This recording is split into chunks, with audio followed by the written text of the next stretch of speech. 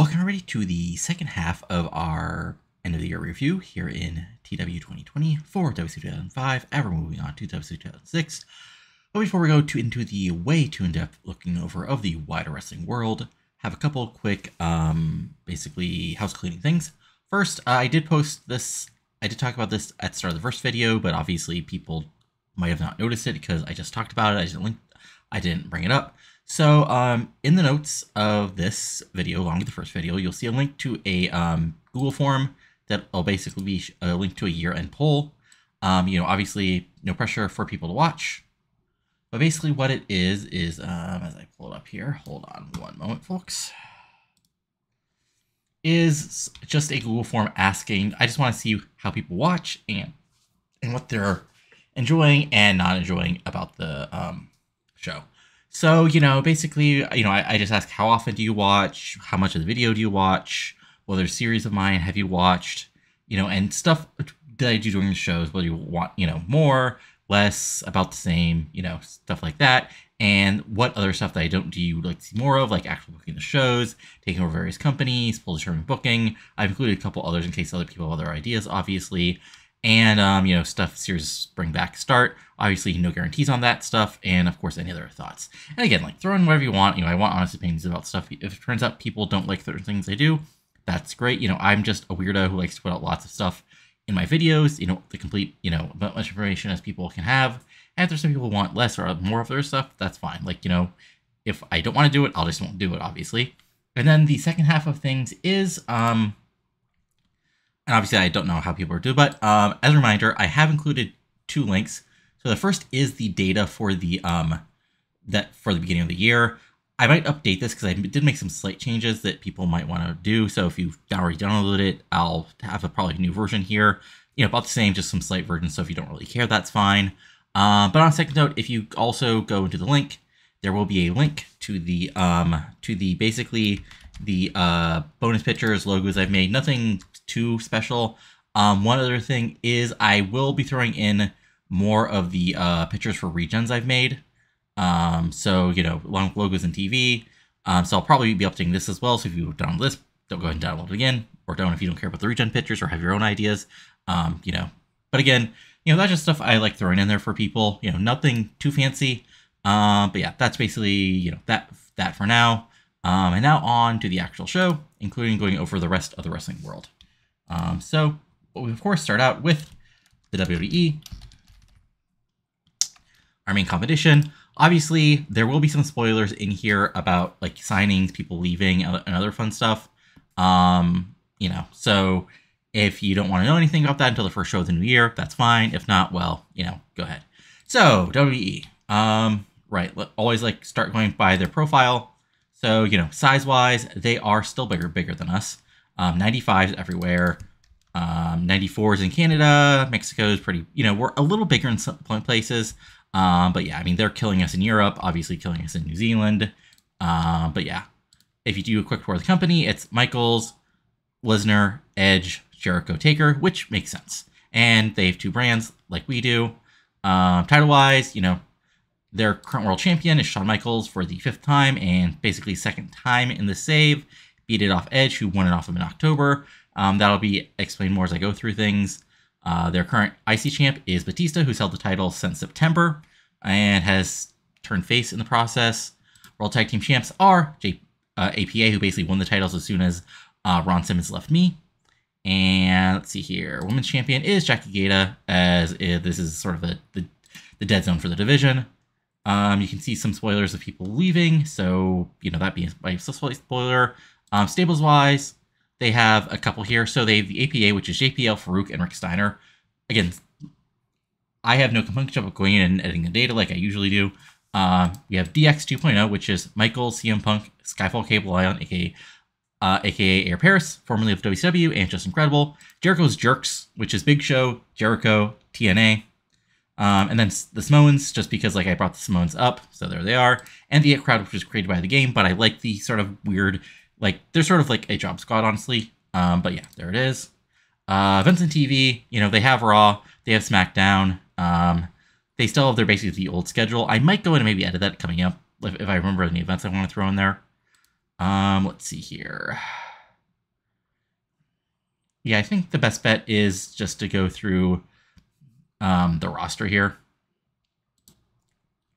So, and again, I'll do the same thing with them. You know, obviously, I'm not going to go in quite as in depth with them as I do with, you know, me, but it's just a good look of what's going on here. So, for the WE, there's the Big Show, who's a 90 over. Like, he's actually pretty good. Like, this is a Big Show who's been pushed, I guess, slightly better in this version of reality. Like, he has, you know, 2 solid world title reigns. One of real life, one actually decent one that I'm still kind of confused by what the game did so well with him. And you know, he's solid. You know, I mean, honestly, if his contract came out, I'd think about using him, but like, you know, it'd be interesting. Then there's Brock, who's of course Brock, and I have to be, you know, even though I'm sure he would have eventually been pushed by the game, I have to think that like me going in there and like playing as WWE during Mania and SummerSlam is a part of the reason why he's like stupidly over. Weirdly not over in the Maritimes. Like that'd be a weird contract thing. But yeah, just like, I mean, kind of mean his sex appeal is 8. You don't get stable with any sex appeal, folks. But yeah, he's a babyface, of course, since Jim Cornette turned on him at last Mania. And yeah, he's sort of like one of the main guys on SmackDown. Benoit, who's just sort of here. You know, there's, I mean, I don't know what else to say. You know, he's Benoit. He hopefully won't be the real life Benoit here, but like he's really good. He sort of like, you know, fell into the background here. If we look at, you know, basically like his last world title match was he had a couple world title matches, but like nothing. He's sort of been like in that secondary sort of it's sort of a secondary role ever since, you know, he kind of sort of have in real life at this point. But yeah, great gimmick on SmackDown. Jericho, I mean, he's Jericho. Really good, really over. Yeah, I mean, he's Jericho. Edge, so if you notice in the news here, there's news at Edge New Japan. Again, he also got injured, which just doesn't really matter. But in real life, an Edge who is basically getting pushed to the moon, who's like basically, you know, who was at like WrestleMania 6, would not sign with New Japan like a month after he won the world, like a couple months after he was given the world title for the first time. So I sort of edited things. What probably end up being a free agent for a bit after, because I edited his New Japan contract to run out on the second of the year, since you can't end it before you begin it, and his, you know, and I extended his WWE contract a couple days just so it would end after, you know, his real life contract, after his New Japan contract, and we'll see if you know, if he resigns, or if maybe I'll have to force resign him, or if he's sort of like lost in the mist like somebody else is who will go over here when we get to free agents. But yeah, he's Edge. He's great. You know, again, the game like pushed him hard right from the start, even back in the 2016. And yeah, I mean, you know, it's Edge. He's good. Michaels is Michaels. You know, this is a version of Michaels who turned heel, was turning above the game, so I created DX 2.0. And yeah, I mean, he's you know, it's 2006 Shawn Michaels. He's still really good, insanely over. Honestly, this version of his like comeback is actually probably better than his real life contract, because at this point he was like sort of part-timer. Austin's retired. He's a road agent. He's a personality. I give him time off. He'll probably come back. You know, he'll be thrown back on here, but you know, it's Austin. I forced him to retire because I didn't want him like show up for way after he came in real life. You know, maybe all of them come back in 2020 like he did in real life. Then there's Taker. He's Taker. He's heel. So I changed his picture to, you know, Biker Taker. I mean, it's, you know, again, Taker's had a solid year. You know, sort of being like sort of the, you know, main heel on SmackDown. You know, not really a bunch of huge matches. You know, Orton beat him back at SummerSlam and been sort of like the 1A heel since then. And that is, that's the major stars. Stars is, let's see, we got Batista, who's turned face at some point, which I guess, yeah, I think I don't know. But, you know, Cornette's no longer his manager, and now he's just on his own, brawling, you know, really, he's actually probably a better wrestler in this version of reality than he is in real life, getting really over, and yeah.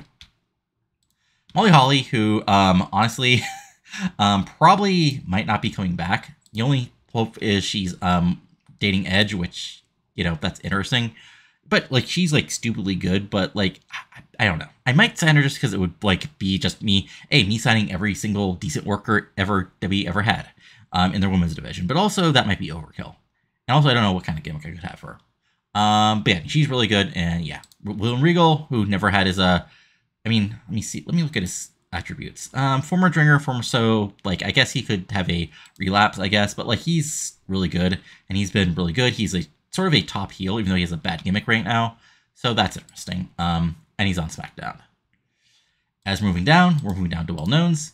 So we got Billy Gunn, who is a heel. He's a degenerate. He's managed by Deborah, and he's had a better, like, this version of reality. Like, he's a, well, those tag titles don't really count except for this long tag title with Christian as part of Team Angle, but he's a 3-time tag champ, including 2 times during this version of the game. And, like, he's a very solid, like, upper mid-card heel who, you know, he was sort of, like, out of things by now. Like, he's not, like, super over. Like, you know, if we look at his pop history, which I probably should have done for those other guys, which I might do here, like, he's been sort of, like, hovering around 70.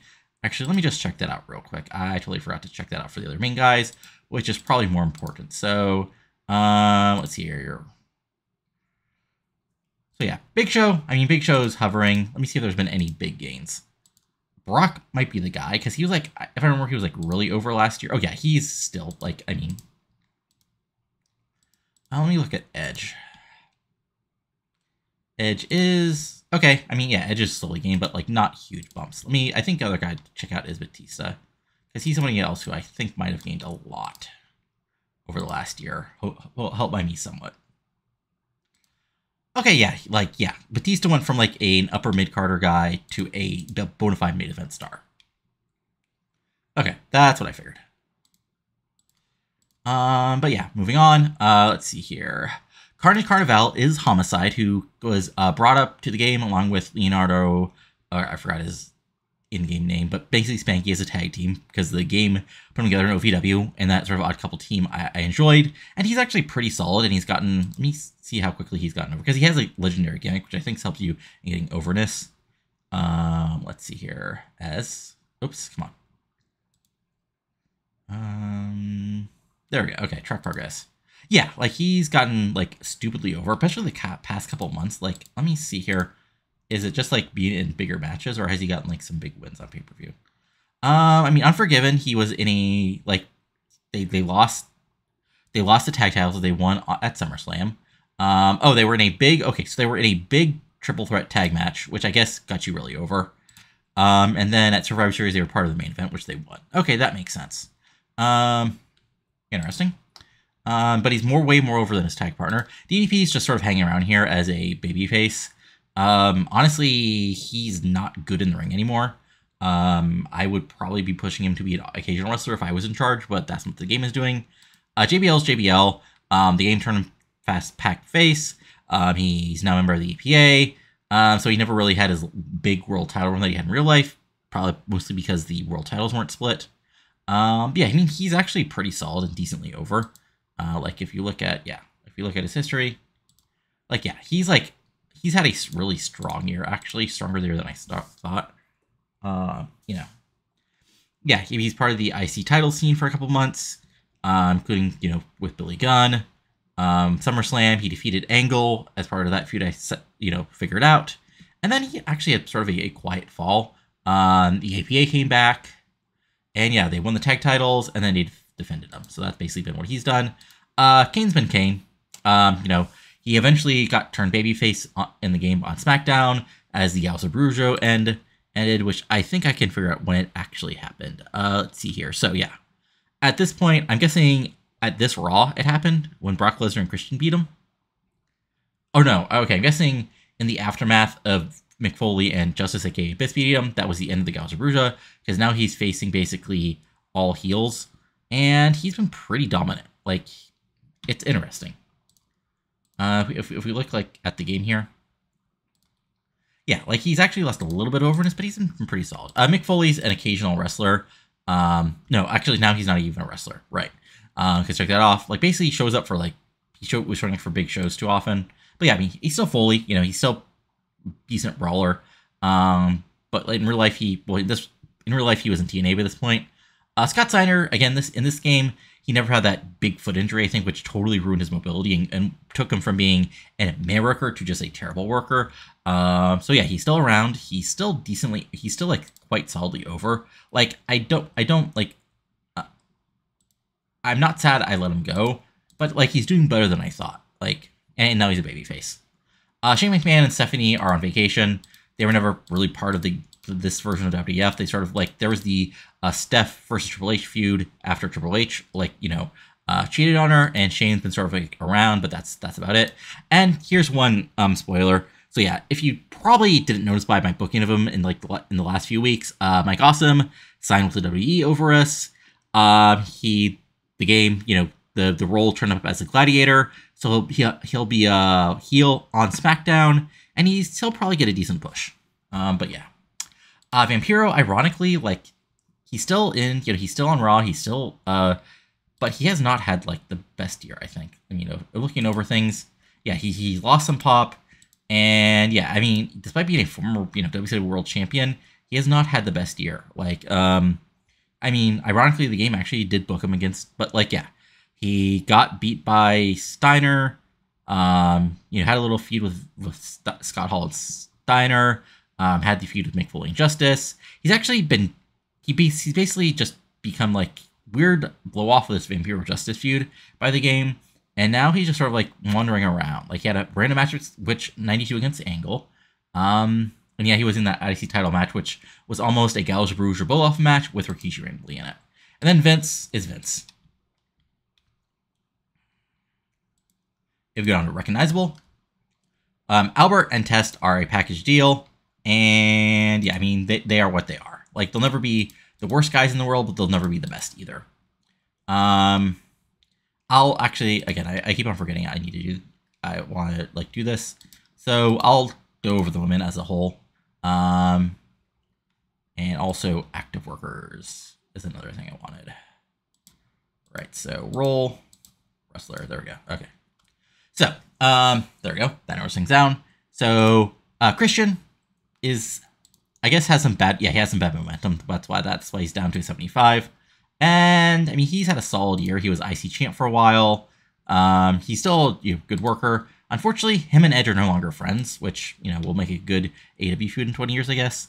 But yeah, he's sort of floating around since Team Angle broke up. CM Punk and Skyfall Kai and Liam are both part of DX 2.0.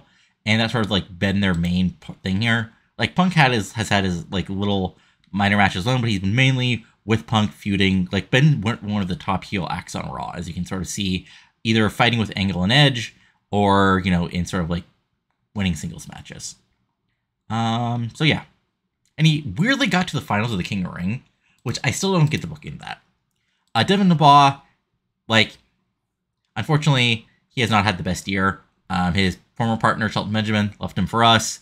And after that happened, he's sort of like just been a jobber to the stars, kind of. He had a random, like, yeah, he got the push to the IC title match at SummerSlam by me. But then after that, like, he's been sort of just a meh. Farouk, since he came back, did he have like any matches between? Let's see here. Okay. So he left us. No, he was immediately showed up as... No, okay, so at least he was back for one match as Farouk, and then immediately was with the APA. That's interesting. Justice, a.k.a. Biss. Let's see here. We look at his overness. Like, he's been gaining some pop, but not as much as I'd expect. And match-wise, let's see here. Like, do I have to do anything with him? Okay, no. Okay, so let me just go. Okay, so yeah, I brought him up as sort of a competitor, and like he's been 500, but like a lot of that has been like pre-show stuff.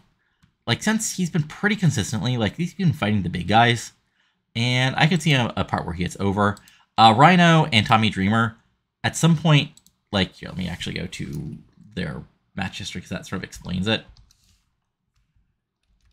Rhino, yeah. So So you can see they're still fighting heels like Lion Punk in August, even at SummerSlam. Well, I former part of Battle Royal, but they're still fighting Grandmaster Sexy and Spike Dudley and Gals and Bruiser, who are heels. But then, like, they basically turned, like, they're still faces as a team with Farouk, but I think either the game turned them here or immediately afterwards, because I think Finley and Crowbar are faces. Or no, Finley. Okay, so Crowbar is so they randomly turn on Grandmaster Sexy, and then they're heels at this point. I guess because they lost the tag titles and this was sort of their boiling point. So yeah, it's interesting that the team never broke them up. But you know, Dream and Rand are still fine as a team.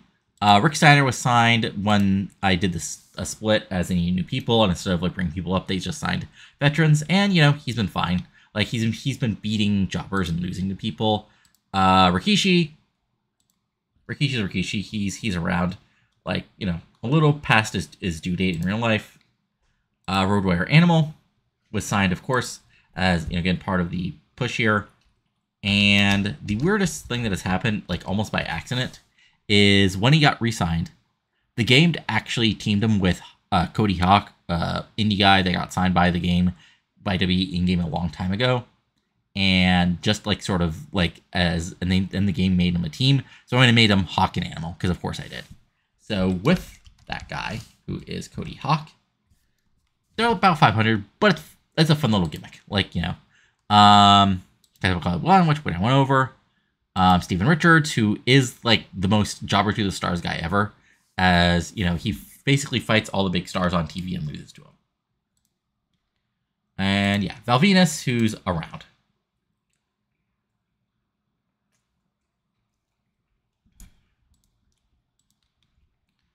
And then we have the unimportant people, who are a lot.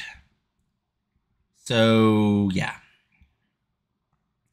I'm going to look at people I actually care about here. Let's see here. So Adam Jacobs was signed by WWE randomly, I think because he has good stats and was available as a free agent, and has, since he's been in the company, has sort of been almost a pure jobber, unfortunately. Basher, the former Barry Buchanan, is around. He's a jobber. Carlito was signed by the game. Unfortunately, in the Fed, he's not been great. He's been, again, a jobber completely. Again, that's one thing is I wish the game, like, would, you know, terminate by star quality or whatever, and, like, have some story about they're going to give this guy a push, and the game would actually push him. Chains is around for reasons. Charlie Haas is here, and sort of is doing nothing since he lost his teammate. Or no, he never had Shelton Benjamin as a teammate, sorry. Yeah, I brought him up, and he's been a pure jobber, unfortunately. Christian York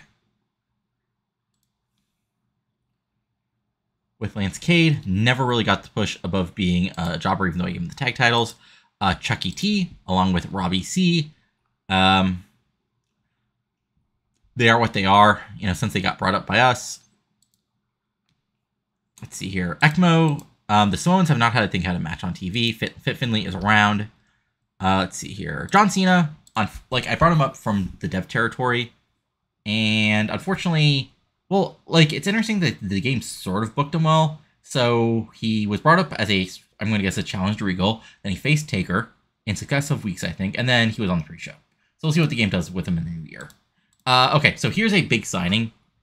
So, did I make that? I think I might have done that. Anyway, so, Juventud Guerrero, a giant star in Mexico now, 90s over, was actually signed by the WWE to, I think, a fairly big contract. Yeah, $210,000 a month.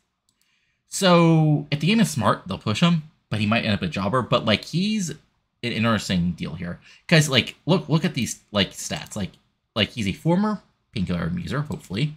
But yeah, like, look at these, like, stats. You know, and he's actually, like, good star quality and pretty decent charisma and microphone.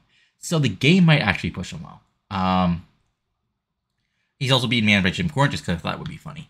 Let's see here. Leonardo Michael Murray is, so interesting. Like, he hasn't, like, despite, like, basically having the same push as Homicide, he actually hasn't gotten quite as over as the guy.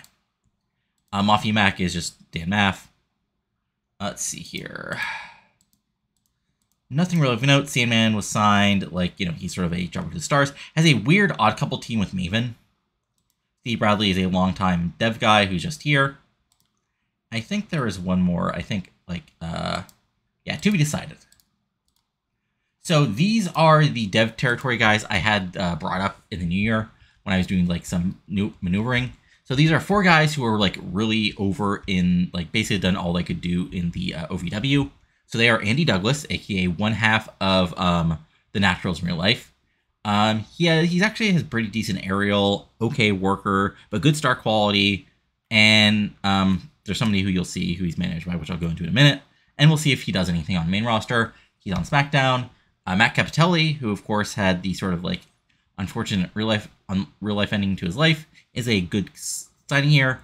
I need to make a decision about what I'm going to do about like real life deaths. I don't know. I might like just roll and see what a life does here. Like because he has a pretty solid background.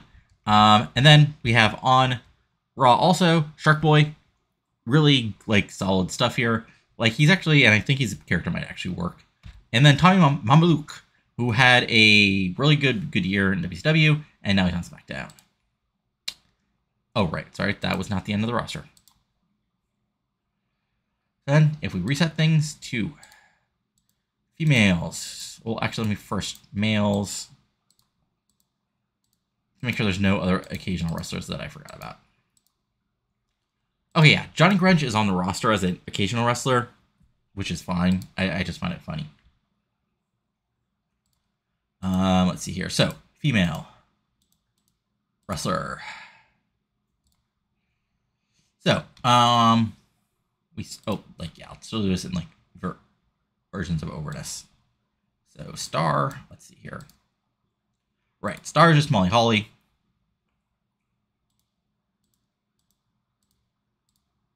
Well known is empty.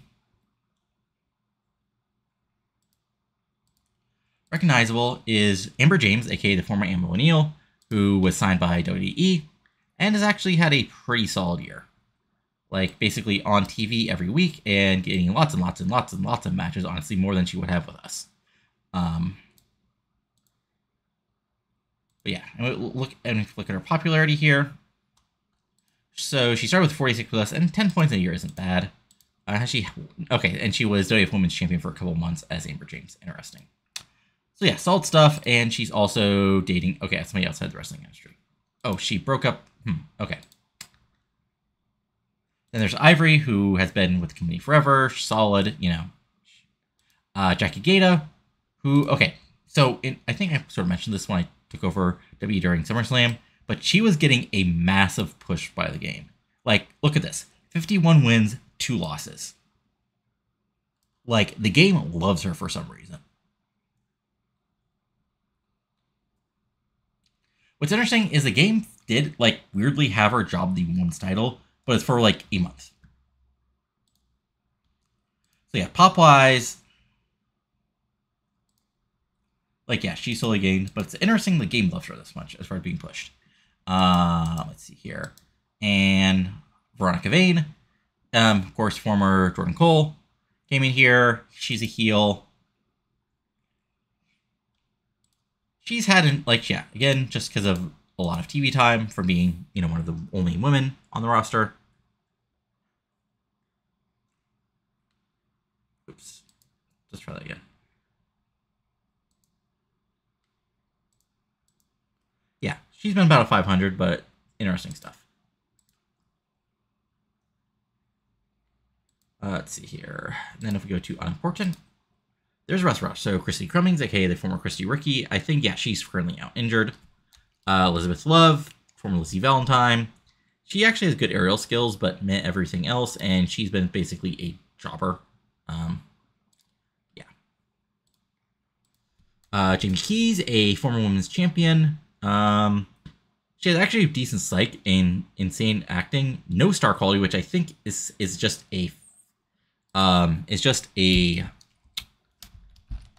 something where somebody forgot to put a number for, which I'll probably go in and fix. Because that makes no sense. Like, yeah, maybe she's not at 100, but yeah. Which I might actually go in and fix here. Jillian Hall, of course, who everybody knows. Yeah, I mean, she's fine. She is what she is. Angela Escurga, aka Sarah Stock.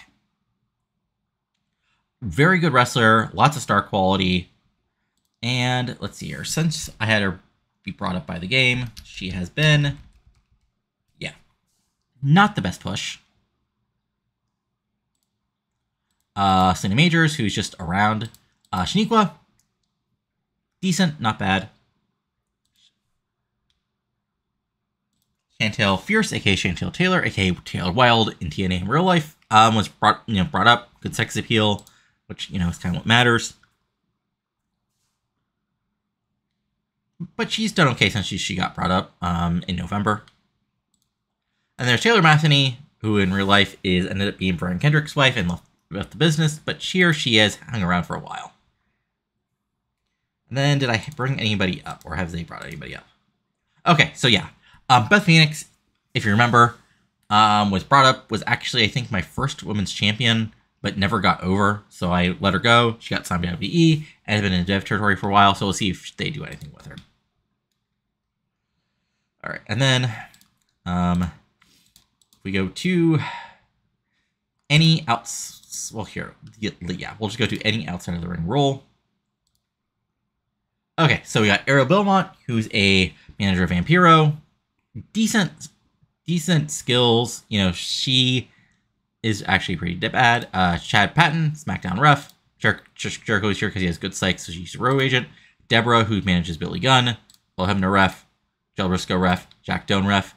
Jacqueline, who's a color commentator, weirdly, after retiring, because she actually has good color skills, whatever, in the game. So I think, if I remember from looking at the game, she's the color commentator for SmackDown.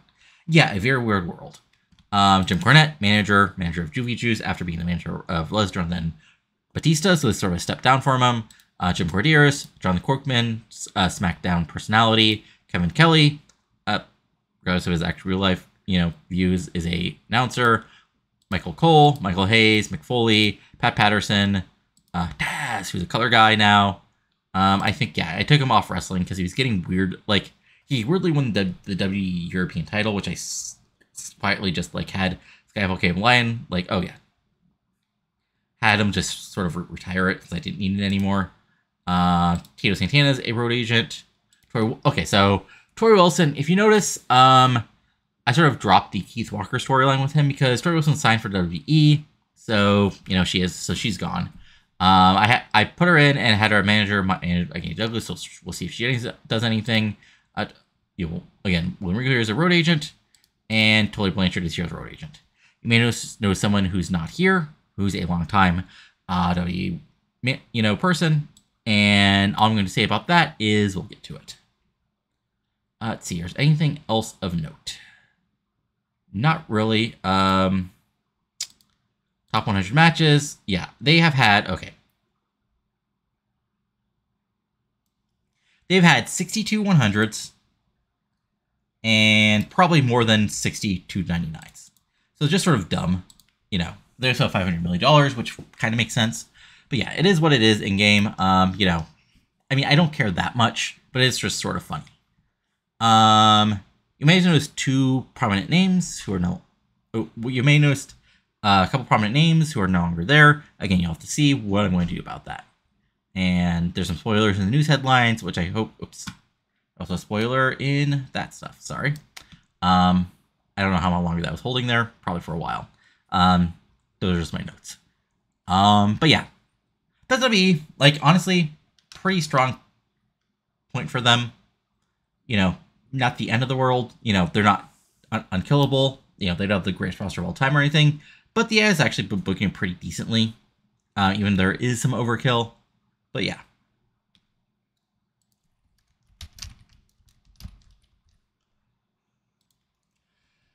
So, now that we're on WWE, now time for the competition, quote unquote. That's Impact. And you may notice a name there. And yes, that's sort of the big thing.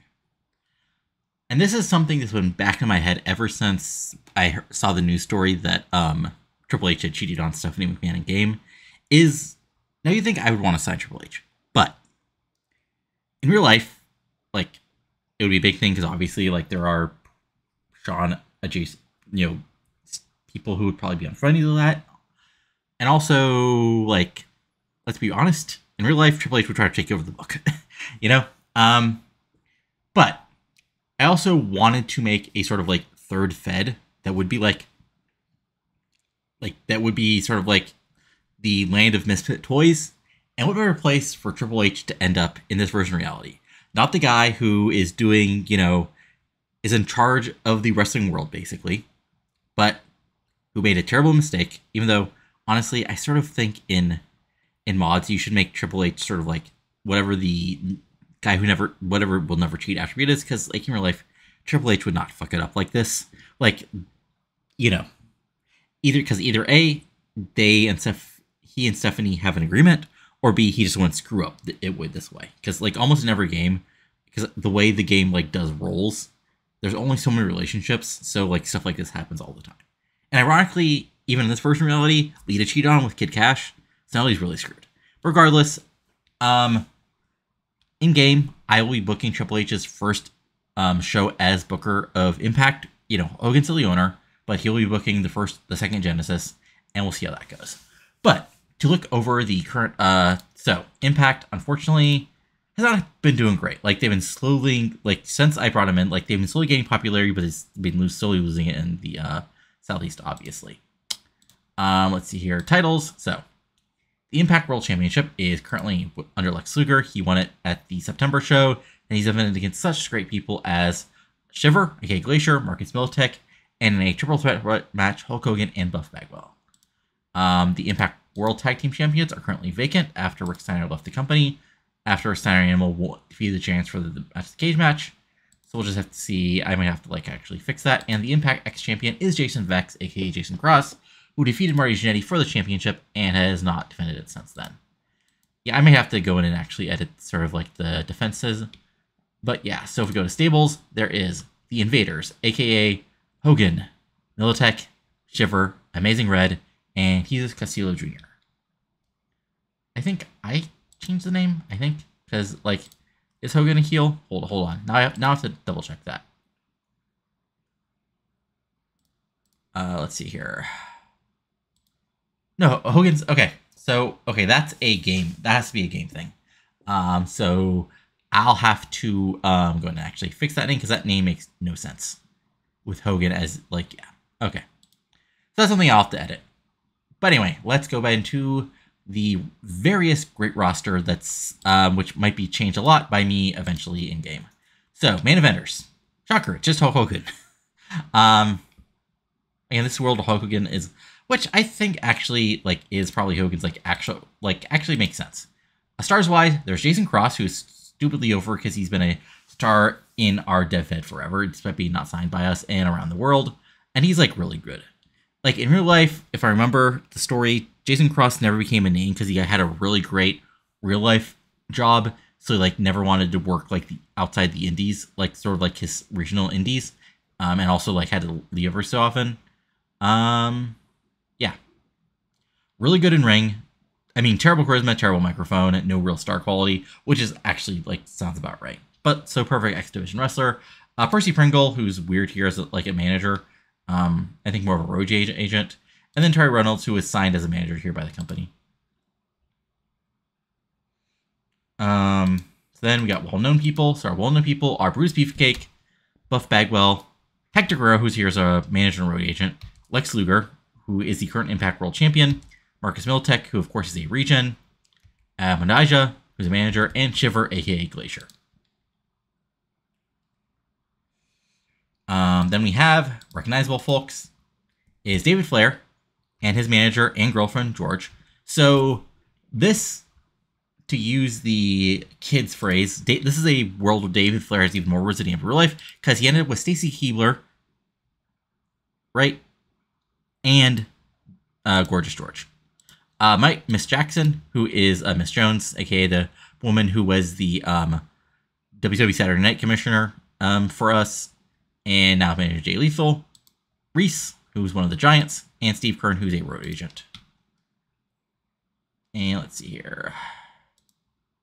Then we got a whole bunch of important people. So we got Alistair Anderson, who's a regen, Amazing Red, Apollo, Brent Albright, Christopher Nowinski, who never got signed by WWE, Chrissy Hemme, who got signed by Impact, Daniel Lavelle, who's a regen. That means I actually have my picture for him. I didn't realize he was signed by Impact. Derek Sparrow. Let's see here. El Condor, Frankie Kazarian, Fred Rickers, who's a ref, Giant Singh, who's a giant, Heinrich and Harrison, who's managed by Manjaja, Jay Lethal, Jesus Castillo Jr., Jordan Smith, who's a random guy, Maria, who was signed by the game, Mario Herring, who's a very good announcer, I think. Yeah, Regen announcer, who I find picture for. Mike Sampson, Pat Buck, Quiet Storm, Roadkill, Sick Boy, Sofia Velasquez, who's a regen who has good stats, The Miz, who is The Miz, and Trinity. I could have sworn I changed it. Okay, I'll have to double check their pictures in game. But yeah. It'll be interesting how I sign them, because like I don't want to like sign everybody, but the other thing is like they are making money, which is interesting. So yeah, that's Impact. I'll go dive it a little deeper into when I take over for Genesis, but yeah, that's it. And then we're moving on to, I believe, Mexico. So AAA, which is, I believe, the slightly bigger, yeah, they're big, and CMLL is medium. So Triple H, they're making money. Well, they've lost some money. Basically, they make money when they have a pay-per-view, and they lose money when they don't have a pay-per-view. We do a quick profile, size-wise, in Mexico. They've been gaining popularity. Stable-wise, they have Retribution, which is Cybernetico, Chessman and Crano, the Dogs of War, which is Hoovy, but he's leaving, I think, basically very fairly soon. Mascara Sagrada Jr. and Psychosis. The Family, which is Hector Garza, El Texano, and Parada Morgan. And the Syndicate, which is Perego Jr., Vampiro, Charlie Manson, and Phantasma. Hey, that's stable. That almost makes sense. Let's see here.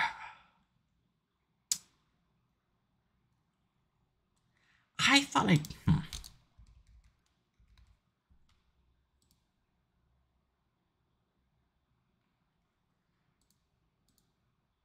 let's see here. Titles, which of course it's weirdly in game. The rate of raise is set for the right, but they still haven't used it ever. I might have to double check that real quick. I don't know. Anyway, Max National Tag Team are Cuervo and Dark Oz, who won it after Dark Cerebral and Oriental, and then Mascara Jr. and Psychosis had their second reign. National Middleweight Champion is Picudo, who just won it at the last show. This year, Mascara Sagrada Jr., El Zoro, and La Parker 2 have all held it. The America's Trios Champions, the year started out with Charlie Manson, Angel Azteca, and Mascara Jr. Then Paragon Jr., Cuervo Dark Oz won them. They got vacant. Then Phantasma, Angel Azteca, and Mascara Jr. held them for basically 6 months. Then they got vacant, and recently at the end of November, Vampiro Warrior, Paragon Jr., and Phantasma won them. Then the Champion des Champions started with, let's see, the year started with La Parker 2 having the titles. Super Kyle won it in January. He held it until June. La Parker 2 won it back. He held it until November. Vampiro won it in November of 4. He held it to June of 5, and then Hoovy won it recently. Hold on. Now I have to double check. Because is Hoovy, like, how much longer is Hoovy's contract? Okay, he has 5 days left. Okay, so he needs to drop that title quick. Anyway, as a quick check-in, and we're just going to sort of roll through this unless there's something interesting. So Hoovy's here. He's leaving soon. Yeah. He's all 90s in Mexico. Hector Garza, another huge guy, as you expect. He's 87s. El Canek is El Canek.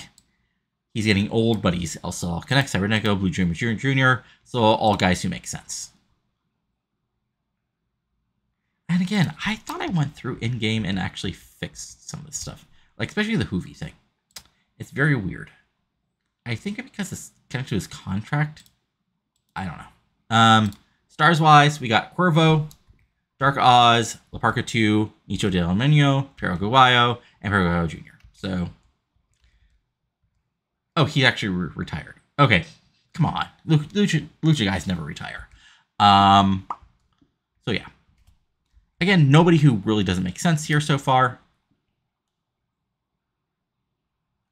Well-knowns, let's see here.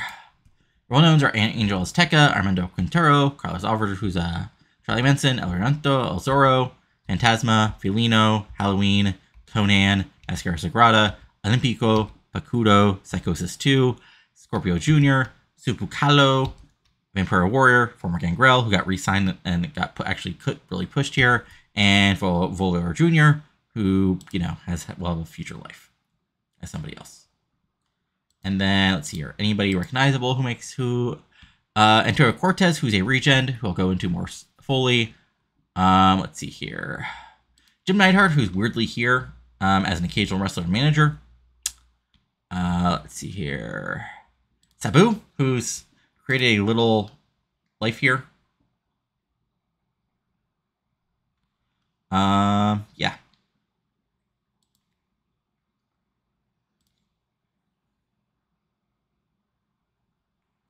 And then anybody on the unimportant who will be a future star who doesn't really matter.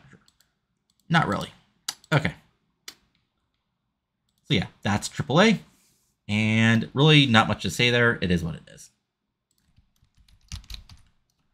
Next up is CMLL, and they're a little more worrying. So they're still losing money. At least they made money this year, this past month. I think.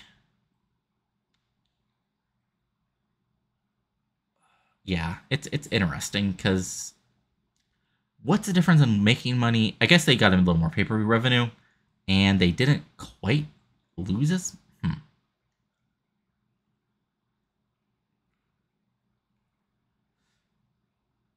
30.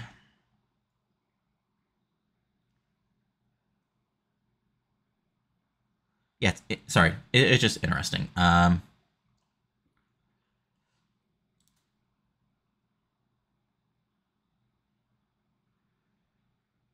again, size-wise, they're actually still pretty over. They're just spending too much money. But yeah, titles-wise. World War II World Champion is Astro Way Jr., who's held it since April. World Trios Champion is Negro Casas Jr., Episodio Negro, and Electroshock, who have held the titles since September after winning the titles.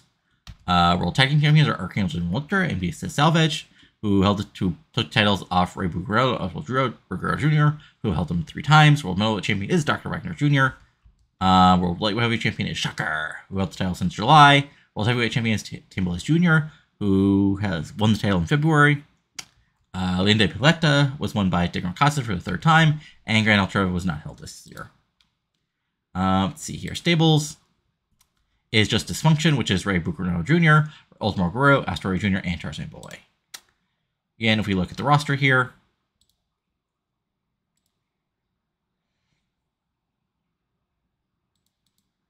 major stars. We got Episodio Negro, Black Warrior, Dr. Wagner Jr., Electroshock, Latin Lever, Mystico, Negro Casas Jr., so Chakra and Ultimo Jr., will all make sense for this time period.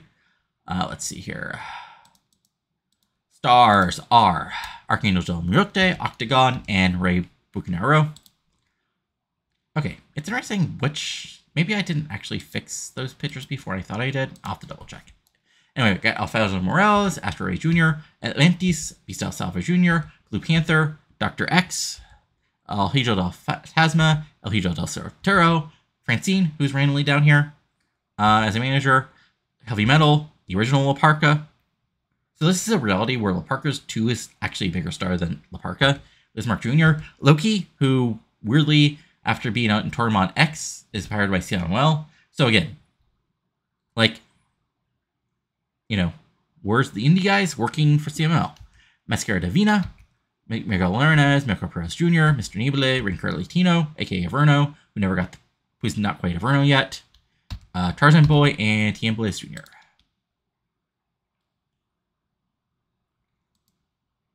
Recognizable. We got Aerostar. Let's see, anybody who Ingrid Calvo. Oh no, okay, Ingrid Calvo, who's a regen, who's picture off the fix. La Sombra, of course, is 16 years old. What'll he able to do? Mascara Magica. Rio de Lasco Jr., who's old. Supernova, not that Supernova, the other Supernova. And yeah, is there anybody under, let's see here. Anybody under unimportant who makes sense? Nope. Ted DiBiase, who here's as a road agent.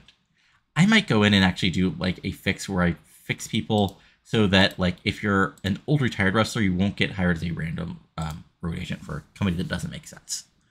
But yeah.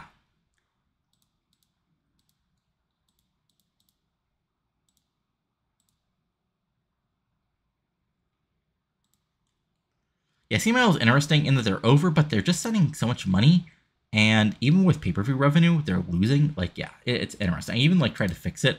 So their events, well, they have, like, the events, which makes sense. But I, like,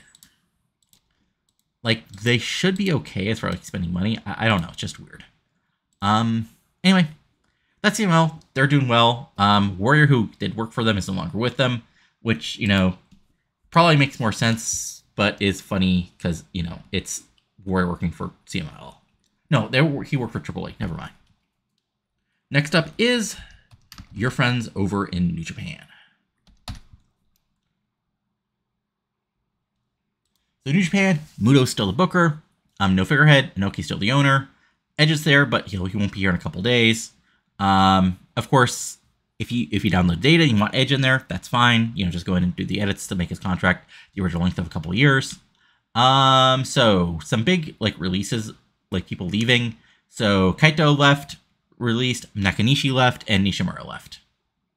I think that's it as far as like, let me go to their news. Let's see here. Oh, right. He needs to be 2006.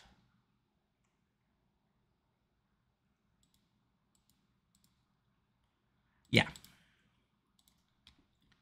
Let's see here. Size-wise, like they're still doing great. Like not quite super well, but they're doing all right. Stables, Junior Destruction Unit, which some of these units I'll be doing some edits to end. Like Junior Destruction Unit has been around since November 2003, and probably is past its point of like being useful, so I might end that. New Japan Black still doing all right. It's Chono, Nash, and Gato and Jado. I might edit it. Ricky Gunn is probably, I'm probably going to make Ricky because he's just terrible in ring now, an occasional wrestler, and changes to Blue Justice. I'll probably expand Siki Gun to be the New Japan Army fully, and then there's Tenkozy, who's Tenkozy.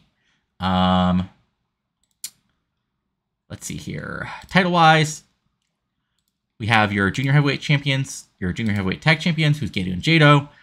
They won the title since they were vacant back at lost them at January 2005, and they have not been, like, they've been defended, like, Brother Yashi in June, Brother Yashi in Yoon, Brother Yashi in June, and then Yoshino and Demekin. Junior Heavyweight Champion is Bobby Roode. He won the title. He won the title at Dreamwin, and that might be hopefully the end of Tanahashi as a Junior Heavyweight. Your tag champions are Tenzan and Kushima, and yeah, they've been defending. So they won the titles back in May, defeated Bad again, then he defeated Hase and Nakanishi, then he defeated Bad again at Dreamwin. In the never-ending feud between them and Muto and Keiya. Then your heavyweight champion is Sasaki for the 4th time, and he's held it all through 2005. He defeated Hase in a rematch, then he defeated Shamrock, then he defeated Ogawa at Best Super Juniors, defeated Bam Team title G1 Climax at October, defeated Shamrock, and then defeated Chono in 2005 to retain the title. Jeff Beard and Chris Candido weirdly won the Tag League, and G1 Climax was won by Jushin Liger, which makes no sense, but it is what it is, as Liger won the title for the 5th time. So yeah, as a quick look through the roster,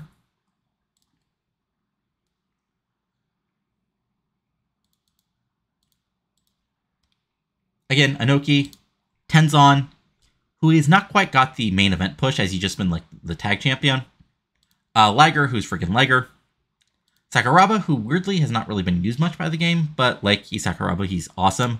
Muto, who like, you know, is a version of reality where Muto had never had to go to All Japan to become a head booker and top guy, or not top guy, but sort of like, you know, a top office guy.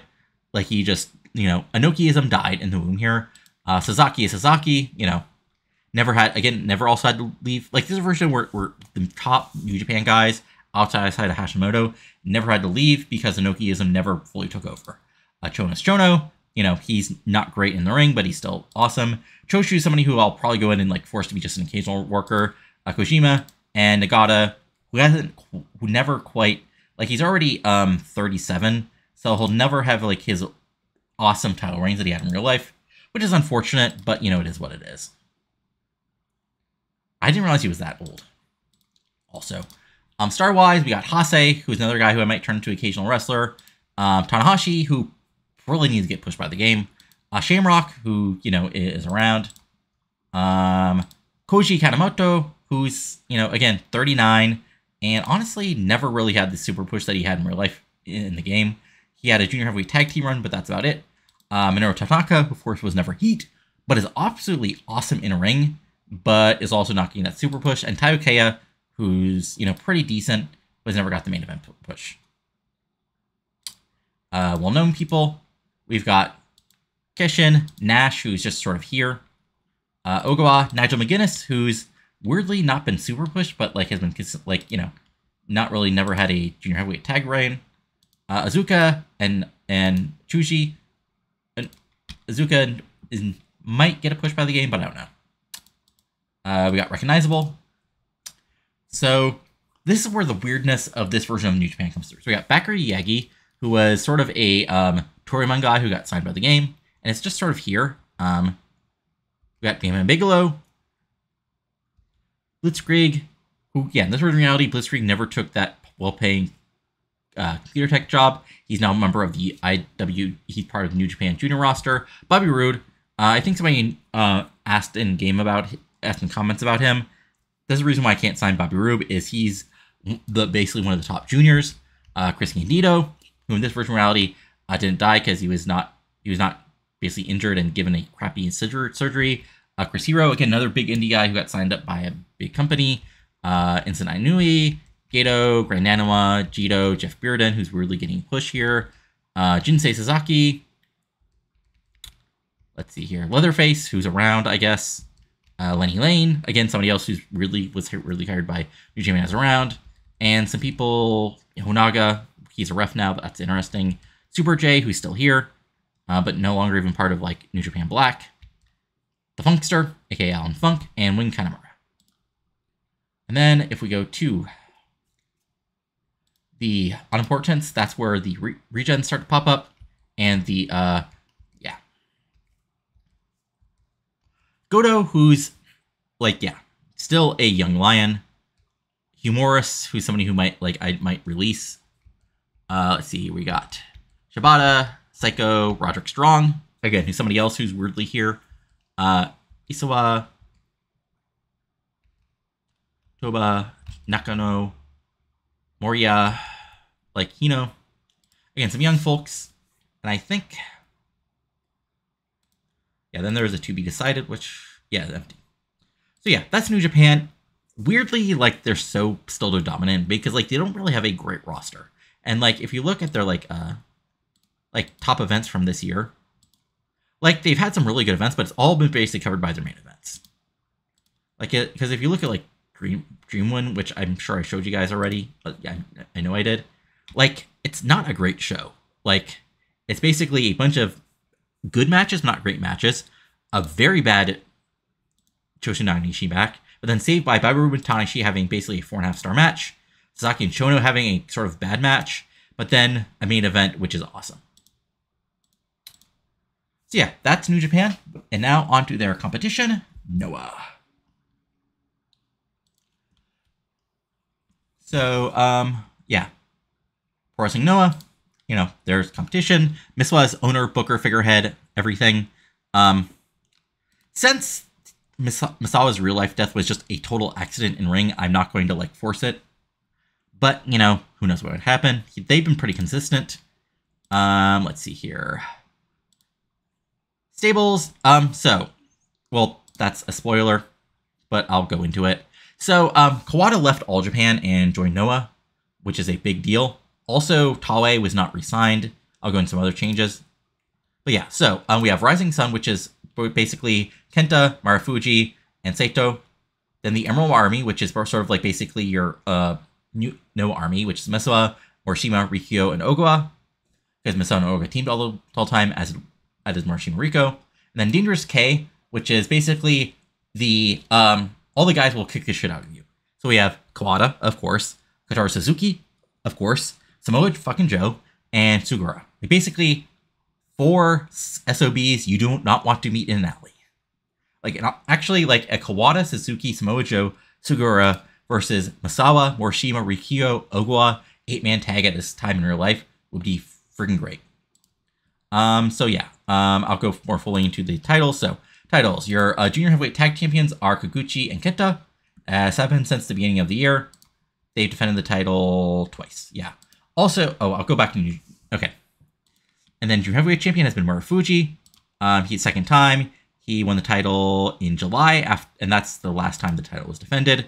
Your tag champions are Samoa Joe and Sugiura, and they won the titles in October.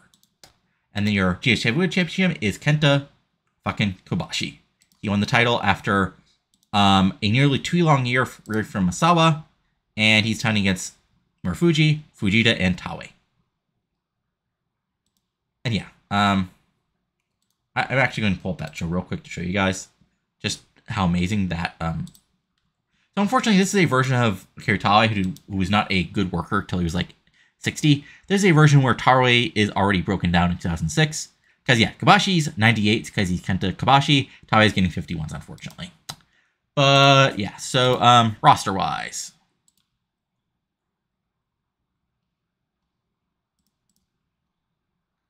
Yeah. Major stars. We got Akiyama, Kobashi, Misawa, Ogawa. Didn't realize Ogawa was actually that over, which is interesting. So we got our stars, which are Fujita and Takayama. Oh, right. Kawada probably does have a perception because he's new. Well known is Kenta, Marufuji, Ricky Marvin, Samoa Joe, Shane Douglas, Tayo Yasuda, Kikuchi, and Kanemaru.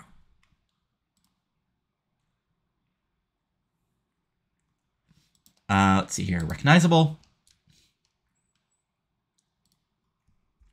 Saito, Horace Boulder, aka Hoku's nephew, who's still around. Karo Shizugi. Let's see here. Anybody else of note? Steve Blackman, who's still here. And yeah. And just to go to unimportant, just because there's anybody else around. Okay, so yeah, a bunch of undercard guys. Norman Smiley's here. Paul Norris here as a road agent. Shuji Kondo's here, and yeah, that's about it.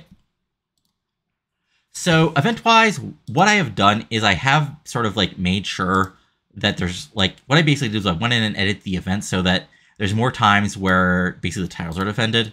Like, I don't mind there being like, obviously this isn't quite like title defenses at every major show yet, but like sort of like I did this for New Japan too.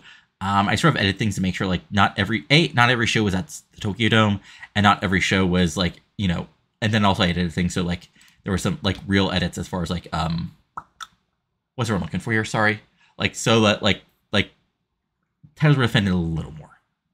And also I made some slight edits to like, you know, just how often the titles were defended, which should probably help things. But yeah, just to go over some like end of the year changes. So I went in and I had bought me in release because it made sense for him to be here. And I released Vader, not because like he's not good anymore, because he's retired and he's a ref, which makes no sense for him to be a ref in Noah. Now it's funny to imagine like Misawa, Kobashi part 20 with Vader as a ref. Taue left, that was by in game, and I had them released by Chronic. If they were being pushed by the game, I would like keep them there just because it's just sort of funny. But like, you know, they're being going 50-50, so I'll see what they do in game. And yeah, Kawada came over, which brings us over to All Japan, which I'll go over in a second. And they'll have very interesting. They're interesting, like when they have a big event, which goes on pay-per-view, they make money, otherwise they lose money, which sort of makes sense. But yeah, let's move on to All Japan. So, All Japan's in trouble. I mean, your number one guy in your roster is a retired Stan Hansen. Osamu Kido is your booker, and your major stars are Taikiya, who also works mainly in New Japan, and Hase, who also works in New Japan. Your top guy right now is Amori, which is not great. And also, you've lost money, and now you're in the red. So, now I don't want All Japan to go bankrupt. What I'll probably do is go in game and have like a random business guy or somebody take over, and also have that at a time when like somebody new comes in as a booker. But yeah, like it's a big deal. Like Kawada left, and Kawada didn't even do a job on his way out. Let me see. Yeah, Kawada defeated Hayabusa in his last match. Oh no, to be fair, Suwama beat Kawada for the World's Strongest Tag Team, which I'll add in fixed. So just pretend this is like a end of the year tournament. So at least Suwama did do a job for Kawada on the way out. So that's good. But yeah, so if we go to the profile, yeah, size-wise, they've been weirdly, like, even. It's hard for a company to lose popularity in-game. But yeah, stables-wise, so there used to be the Axis stable, which I ended because Kawada left, which is basically him, a Kurt Hennig, and a bunch of other people. So now, the new stables here, which I created, was the All Japan Army, which has Hase, Keiya, which is funny because neither of these guys are also work for New Japan. Yoni, who's a hair, and Fuchi, because he's Fuchi and he's old, but he's always part of All Japan. The Commonwealth Collective, which is Jim Steele and Johnny Smith, who has a British Bruiser Club, but also the random European guys that they signed. So we have Doug Williams, Ken Nichols, and Robbie Brookside, and Revolution 2.0, which is Amori. Remember, Amori in real life, like in game, is sort of like a dick heel. So that's sort of like the gimmick here. And then Suwama, Oya, and Ishii, who are being pushed in game. So I had them as sort of like, you know, Mori's like sort of like, you know,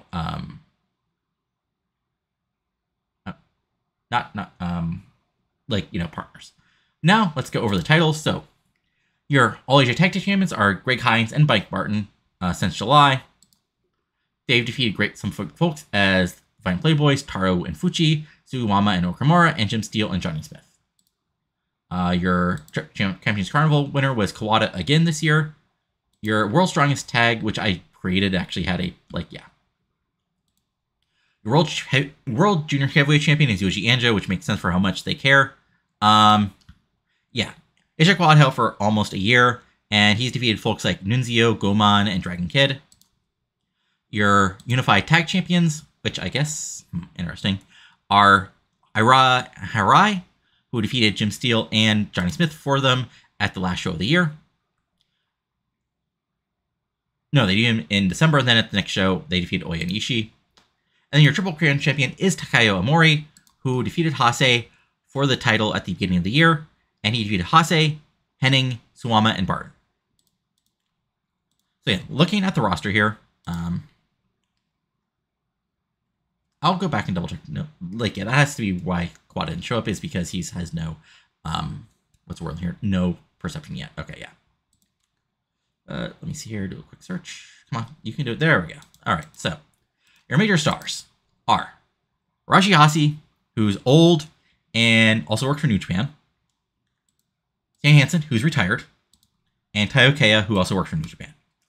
Not great, boss. Then we have stars. Two Gold Scorpio, who's been here forever. Kurt Hennig. So in real life, of course, Hennig died. But Hennig has been working in All Japan for, I don't know, how many years? Yeah, 2 years. So I rolled, and I figured, you know, kind of more difficult to get drugs in Japan. So I figured he's cleaned up a bit. He doesn't have, like, the drug user, which is probably just, like, from the original mod. So we'll just see how, like, you know, I might roll, or I might, you know, have this world where he survives. But yeah, he's been here forever. He's still a decent, well, okay, actually, he's not a good wrestler. He's basically a good technical wrestler, and that's about it. Like, if we look at his match history, let's look at his last big singles match. So yeah, him versus Hennig, he got a 43. So he's actually not that good anymore. But he's still around, and he's still over, which I think is the worst part. Yeah, in Japan, he's not super over, but he's, wait, where is Japan? Hold on. Yeah, he's still decently over. Kiharu, oh, he's a, right. Hayabusa, who's Hayabusa, who's not getting the injury here. And Hasa Hisagoa, who is making $70,800 a month to be the play-by-play guy. That's something which might have to change. Yeah, also, if I do like something where I make them be taken over, what I'll probably do is, like, basically do what happened in real life, where All Japan went bankrupt, but a new holding company bought All Japan, which will allow me to, like, be okay with forcing everybody to pay for appearance contracts. Amori, your current Triple Crown champion, who is, again, solid. Never great, but, you know, he's sort of a Ishikawa. If you notice, this is not great. Well known. Dragon Kid, who's actually pretty decent. Mike Barton. Yoni, who should get a push. Nunzio, who's around. Kido, the current booker. Suwama, who, again, somebody else who should get a push here. He only has 1 year experience, which is probably a problem. And Ishii, who was an indie guy here. Like, this might be his chance to get the push that he got here in real life. Grand Nanawa Masada Norki Doi is here instead of Dragon Gate. Let's see, Ricky Fuji, Robbie Brookside is here. He might get a push. And then on importance, yeah, we got Chris Sabin, who's here. Good for him. Doug Williams, Kid Nichols, Robbie Royce, Steve Casey, TNT, not that TNT. Yeah, All Japan's sort of in, I don't want to say in trouble, but I mean, they're in trouble. So, yeah, that's the big Japanese companies, and the big, American companies, and the big Mexican companies. So from here, what I'm going to do is I'm going to do a quick overview of the WWE Dev Feds, just to remind people who's there. And then I'm going to do an overview of, so basically it's going to go Dev Feds, just because like they have people who I've mentioned before. There will be, then I'll do basically an overview of the other companies in Japan, Mexico, and any companies in America. Do overview of the sort of like available workers who are over, and then I'll do an overview of all the regions, and then some other news. Again, there are time markers in the what's we're looking for here in the notes. So if you just want to skip around, but now let's go on to the beautiful Dev Feds. So we're at the HWA. So again, if we look at the profile here, I mean, yeah, they're slowly getting overness in the Great Lakes where they are. And we look at the stables here. So there's the Hangman, which is Matt Striker, Corey Castle, and Ricky Shane Page, which is interesting. And then your titles, your HWTV champion is Jorge Estrada. He got the belt off Ricky Shane Page, who held it for basically 4 months, who then beat it off Ray Steele. And yeah, Russ Haas had it. Then he vacated it after I think he got brought up to OVW. And before that was Chuck Taylor, where he got up to OVW. Your tag champions are Joel Grunge, who's a regen, who's, again, I have to fix, and Billy Real. And they won the titles off of Adam Pearce and BJ Payne, who held the titles since March. And then there's Matt Catelli and Shark Boy, who held the titles from January for the March, so they got left. And HWA Heavyweight Champion is Ray Steele, who got the belt off Matt Striker in August, who had the belt since the previous year. So if you look at the roster here, there's a mix of people who are Dev Feds and then people owned by HWA. So there's Aaron Stevens, aka the future, Damian Sandow. He has decent stats, but he's also, I mean, these are actually the correct stats for Damian Sandow. Adam Pearce, who is very different from the Adam Pearce in real life. Maybe he'll be a future Raw general manager in this reality as well. He's okay, but I don't know if he's ever going to, he's also like not a dev contract guy. He's just here because he was here. Alex Shelley, who's Alex Shelley. He was actually, again, he's not here under a dev contract, even though he might get signed by WWE. Barry Bradburn, who's a regen, who was signed by WWE. Menace, and that's really about it. So we'll see if he does anything here. Billy Bax, again, dev contract. I don't know why. Billy Real, again, decent stuff, nothing great. Let's see here. Brother Love, who's down here, I think, just as the, liaison. Jalen McClure, who's a wrestler who has a referee gimmick. And again, I don't know why WWE signed him. Cheech, again, I don't know why WWE signed him. He's not, I mean, he has a good reputation and okay flashiness, but again, Chris Cage, he's, again, another dev guy. Chris Mordesky, aka the future Chris Masters. I mean, you know why he signed him. Cloudy, Corey Castle, actually, is interesting. Danny Basham, the Bashman. Unfortunately, he's doing nothing. Darren Corbin, again, very different Corbin. Drew Onyx, former guy with us, got let go. WWE signed up for a dev contract. Dustin Lee. Excalibur, who's here, and who's doing a little bit of everything, but is not actually a dev worker. He does signed by HWA. Falaba. Greg Valentine, who's here with no idea. Damone Malone, which is sure a name. Jimmy Jacobs, who's here on a dev contract. He's actually pretty solid. He might, he's not over enough, which is why I haven't moved over to OVW yet. Joel Grunge, who's a regen, whose pitcher I have to change for his contract. But, he has good star quality and decent stats. That hasn't done great in, well, he's doing okay, and I might bring him over to W eventually. Jorge Estrada. Javier Avento, who's another guy whose pitcher I have to change for their contract. So I forgot that you have to fix the contracts as well as like the as long as their pitchers in like the main data. So I'll have to go and fix that before I re-update stuff. Let's see, you got Matt Stryker, Mustafa Ali, who's 19, and you probably, I don't know, Nick Mitchell, former future Spirit Squad guy,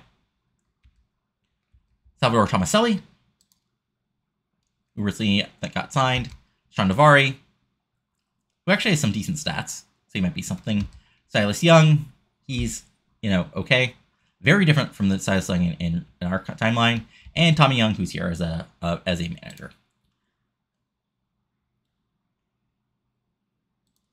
And then if we go to OVW,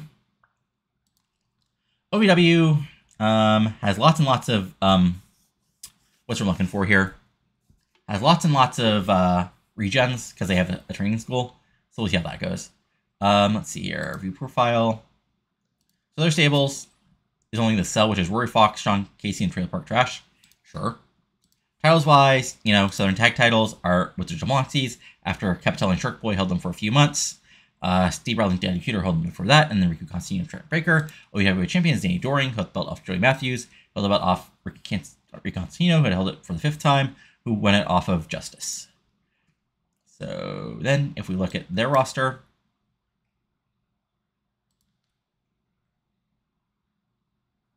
let's see here.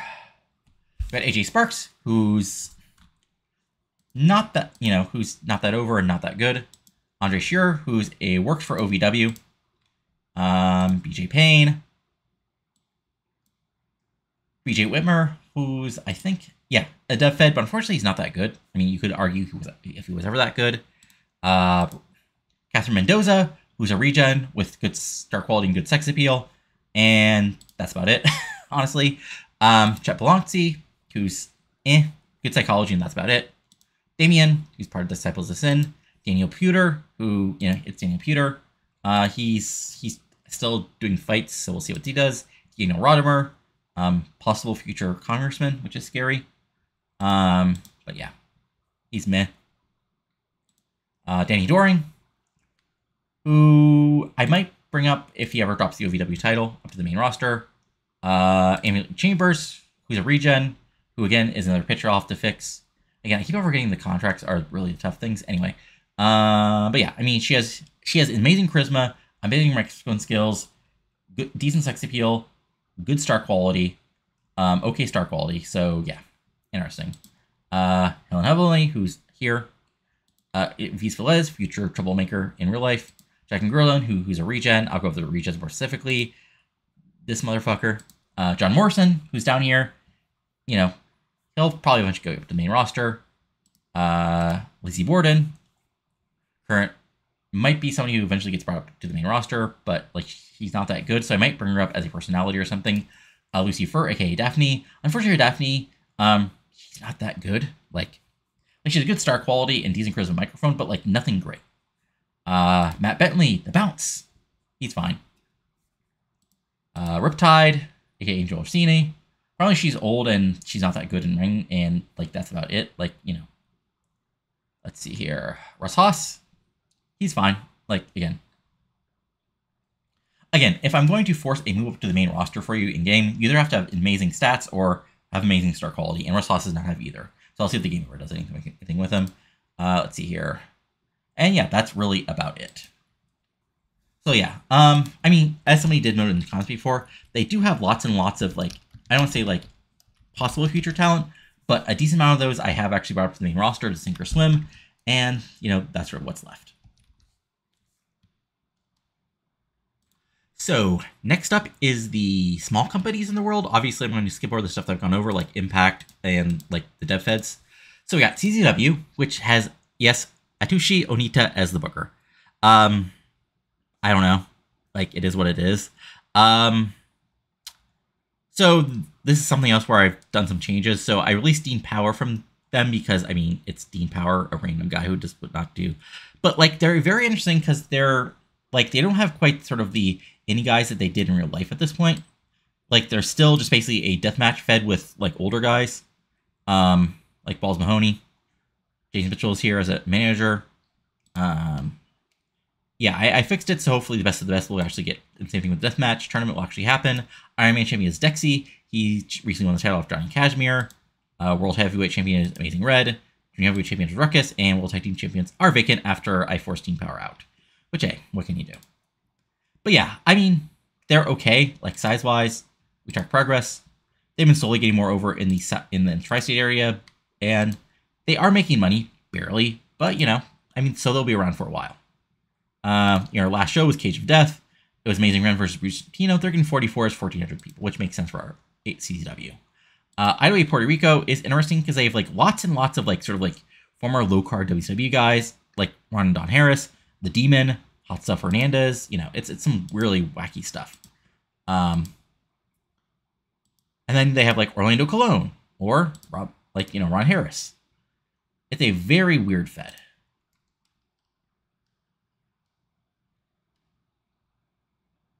And if we look at their last big show, the main event was El Nino versus Perry Saturn. So yeah. But they're doing like decent with money. They've slowly lost money over the year. Like started with 478,000, now they're at 457,000. And size-wise, it hasn't been great, boss. You know, they're about the same where they are. Major League Wrestling is very weird because they are basically like they're not like the hybrid style because Violent J is the freaking booker. They become basically a nostalgia fit. Like, look at this roster. Jerry Lynn, Mark Marrow, Laz, Paul Bearer, Julia Estrada, Glacier, Iron Sheik, David Flair, AC Connor, aka D'Lo Brown, Ron Harris. Yeah, a bunch of random guys. And if you look at their titles, like, yeah, ML champion is Jason Cross, William Jason Mexico, which is interesting. But like he's defending against Simon Diamond, Adam Jacobs, who's gone, Johnny Grunge.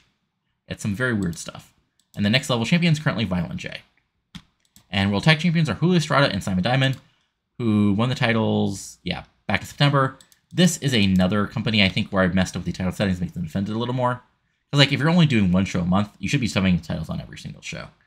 But yeah, size-wise, slow growth, but, and again, same thing with money. They're losing money. I mean, and I'm okay with them going out of business because it makes sense.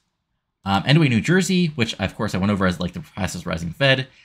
It's a pure, like, it's a very new NWA New Jersey roster, which means lots of kind of random indie guys and lots of random former wrestlers, like former ECW guys and rising indie guys. Like, Reckless use their stuff because I can't sign them to a permanent contract. So yeah. And to the wild side, I went over. OVW went over, and WC, of course, OVW is losing money, so there's somebody else who I might go in and mess with to make sure they don't go bankrupt. Yeah, they Kyler's Cologne, Lex Luger, Buff Bagwell, Apollo. Like, let me just look at their contracts to maybe an easy fix. Oh, hey, I found the problem here. Yeah, I might go in and fix these contracts because, like, I don't know. I get it, but also, in real life, like, you know, if we can quote the owners of bookers, but they would not be still making $20,000 a month if they were losing money like this. So I might go in and edit that just so they survive. But yeah. Size-wise, let me see here. Yeah, I mean, they're losing overness, but yeah, it is what it is. So yeah, that's kind of the indie scene at the moment. Not great, you know? But again, like I went over before, like all your indie companies are either indie guys are either signed with us, signed with WE, or signed with a Japanese company. Now for the Chinese company. So we got All Pro Wrestling, which is Roland Alexander, Robert Thompson as the booker, and you know they're losing money as well. And they got guys like American Wild Child, Donovan Morgan, Michael Monis, Super Dragon, Matt Jackson. I'm sure he'll never do a thing. Frankie Zarian, and they're putting on like pretty good shows. You know, let me look at their profile real quick. You know, they're putting on pretty decent, you know, 50s in matches.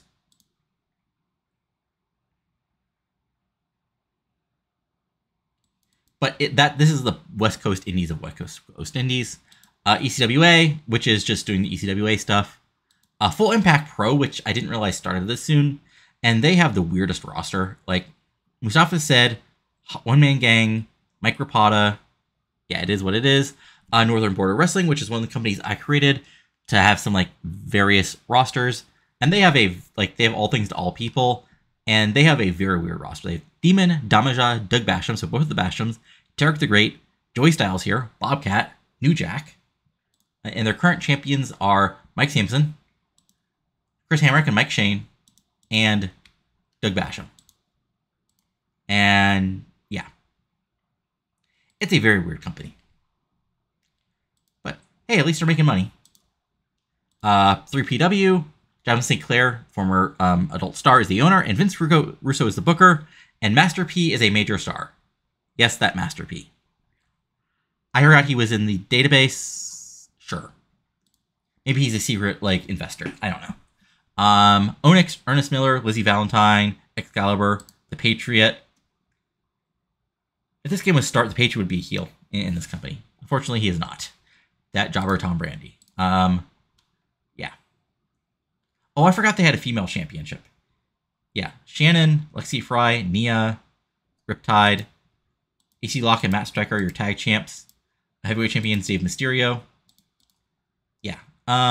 They have one of the companies. So Pro Wrestling Integrity is basically the company is the new Ring of Honor after Ring of Honor was bought out by Rob Black and became Ring of Violence. Very weird year.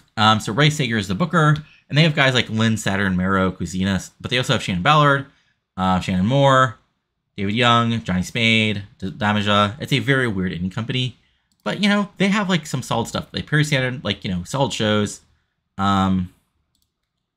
Your champion of integrity is Perry Saturn. Your champions of integrity are Matt Striker and Taylor Bateman, and your ring of integrity winner was John Phoenix.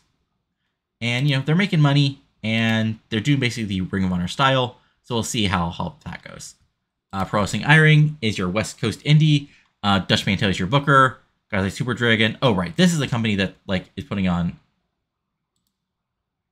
They have they're doing 60s in matches, right? If you go to their profile and their top 100s, their top 100s from this year as far as matches, yeah, they're doing 69s, 67s for matches for a company that has currently over 23 in the Southwest. So there you go. A Ring of Violence again. Rob Feinstein is still the owner. Rob Black is the booker. It is a cringe fed with people. Ooh, I didn't even notice the art. Okay, so. Oh. Right, okay. So, right, because I did the product change and it was taking forever, and now they're officially an establishment hardcore. So we'll see if that actually changes how they book and the people they have on shows. Might not. But they have people like Trent Acid, David Flair is there, Alex Shelley's there, Eddie Edwards is there, Dixie's there, Icarus is there. Yeah, it's interesting. And then our women's fed, which I made in, Todd Gordon is your owner. And because of the lack of women, they don't have the best roster. They have a bunch of random Joshi wrestlers who I should probably edit so they don't work in America. Because Joshis were not really working in America at this point. But I mean, it's only really one, Riku Yoshida. And the rest is Mexican wrestlers, which sort of make a little more sense. But yeah, they're having fine shows, but it's nothing special, especially since we hired all the good women. So yeah. And then there's your insignificant. So, what I've done is what I've created is 4 basically indie companies in each area of the country where they have hiring rules where they don't hire anybody over 25. Just see if sort of the regions and new wrestlers can get some bookings. I basically figure by doing it one in East area, they should at least hire some people local to the area, and those people should get some experience. This is basically just me simulating all the incredibly small indie companies that are never in the game, which is how people got real experience, And also Pro Wrestling Unplugged is here for reasons. So yeah, that is the North American indie scene. It's not pretty.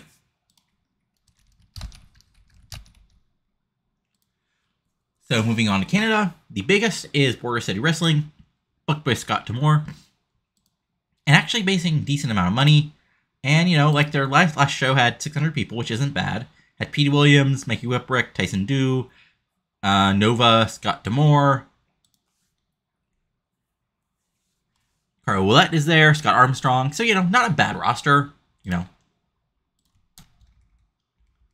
not El Generico's here. He has 3 years experience. He's not quite the El Generico you know yet. And honestly, it's interesting if like they'll ever get the push, because like this is in the world where Ring of Honor expanding out into Canada.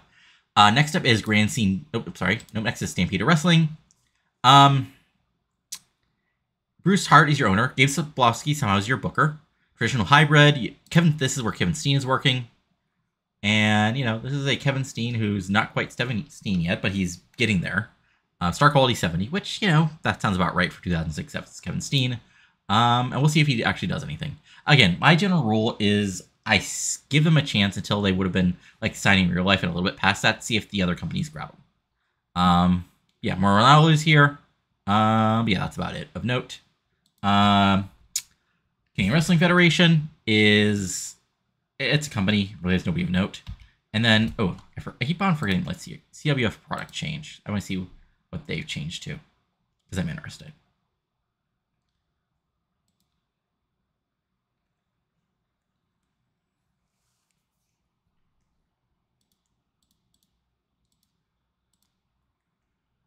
Okay, so it went from family friendly to classic sports entertainment. That makes sense. And then Cranston Dubuque is another company I made, and they're owned by Jacques Rougeau. And really, you know, they're doing pretty, like, they have a weekly show, I think. No, they have a monthly show. My bad. And, you know, they're doing okay. Renew Prey is there. So is A1. So yeah, that's Canada. You know, sort of like in real life at the time, not much going on.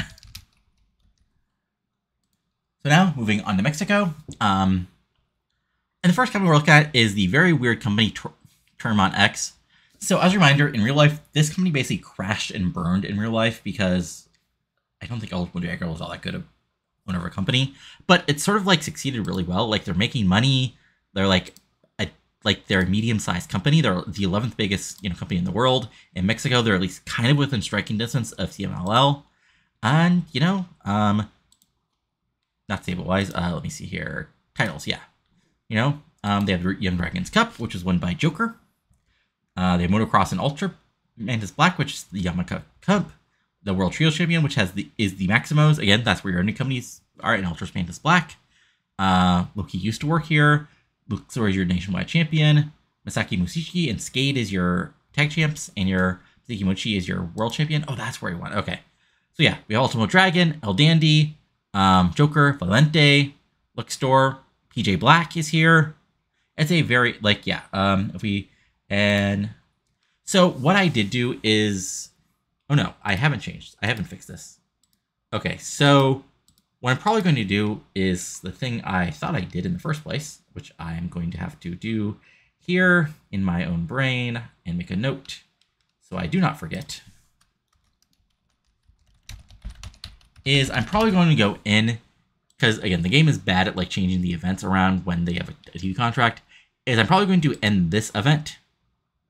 And what I might actually do is change the status of these events, because the problem is it probably helped with their getting over, is they run 3 big events a week, which kind of makes no sense. I remember them having a TV show, but probably they shouldn't have 2 big events also a week. I don't know. I'll have to think about that, which you'll see when you download the data, or you don't. But yeah, that's Tournament X. If you look at their big shows, they're getting 1,600 people or 4,000 people, and doing 70s. So yeah, I also edited the titles, I believe, to be a little less, because if you look at the titles, yeah, 37 defenses in 6 months, 125 defenses in a year. Yeah, not that much would happen in real life. But yeah, it is what it is. So if we go to, small companies. Okay, yeah. So small companies, IWRG. It is what it is in real life. LA Park's here. La Sombra, really nothing of note. They're making money, which is nice for them, but that's really about it. X-Law was a company that was basically created to be first a hardcore company, and they've survived this long. But they are losing money, and they'll probably go bankrupt soon, which is fine. Not really much of a roster to note. They exist.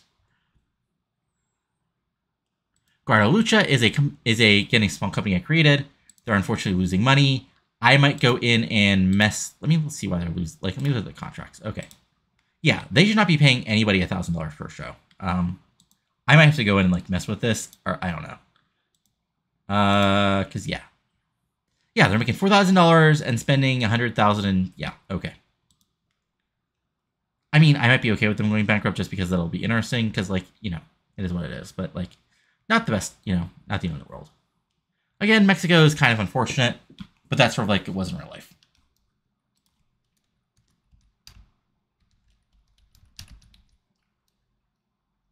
Now, the British Isles. It is sure a thing. So, a lot of these people, are people I don't say I don't care about, but they're people I kind of don't care about. They're people who really never made it. But, FWA is putting on good shows. We look at their size. Oops, not Maxim, sorry. We look at track progress. They've gained 3 points, and they're, a small company still. But yeah, they've got Johnny Saint, Jody Fleisch is here, Mikey Whiplash, Alex Shane, Paul Burchell, Corey was Pirate. Irish Rope Wrestling is in Ireland. They're doing okay as far as size-wise goes. They got this guy for El Delvet, El Ligiro. They'll never do anything in this world. Rampage Brown. It is what it is. They're getting about 500 people a show and doing 50s. One Pro Wrestling is Sports Entertainment. We got Jody Fleisch, and that's really about a bit of note. Her Promotions is sort of the oldest indie company. They're really making a ton of money, so they might actually be able to make something of it because they are decently over everywhere. But they also have I don't say a bunch of nobodies because, they're decently over, but yeah, they're last show did a 60, had 8,000 freaking people, and you don't know these people, I don't know these people, they're random UK indie guys. WAW, which is owned by Ricky Knight, and it is what it is, he's a guy, they have some wrestlers on there, they're doing 49s, they're getting 500 people. If we go down to Tiny, we have even more companies, including 3CW, which has Marty Jones, Phil Powers, Dave Mastiff, who will eventually be somebody. We got British Country Wrestling, a bunch of people, Olo Gyro is there, UK Kid. Dublin Championship Wrestling is a company I created, it's sort of be a company in Ireland, and they're doing okay. ICW was just created, a hardcore champion. No owners, no bookers. Let me double check their size. Okay, IPW UK, they're doing okay as far as money. And that's about, yeah. And NWA UK Hammerlock, which, yeah. Again, I don't have much to say here because, this is, even pre-beat for, anybody's to pay attention. And then Celtic Cross Wrestling, which I created, have a company in Ireland. And, again, they're doing fine. Royal Highland Wrestling and Welsh Pro Wrestling.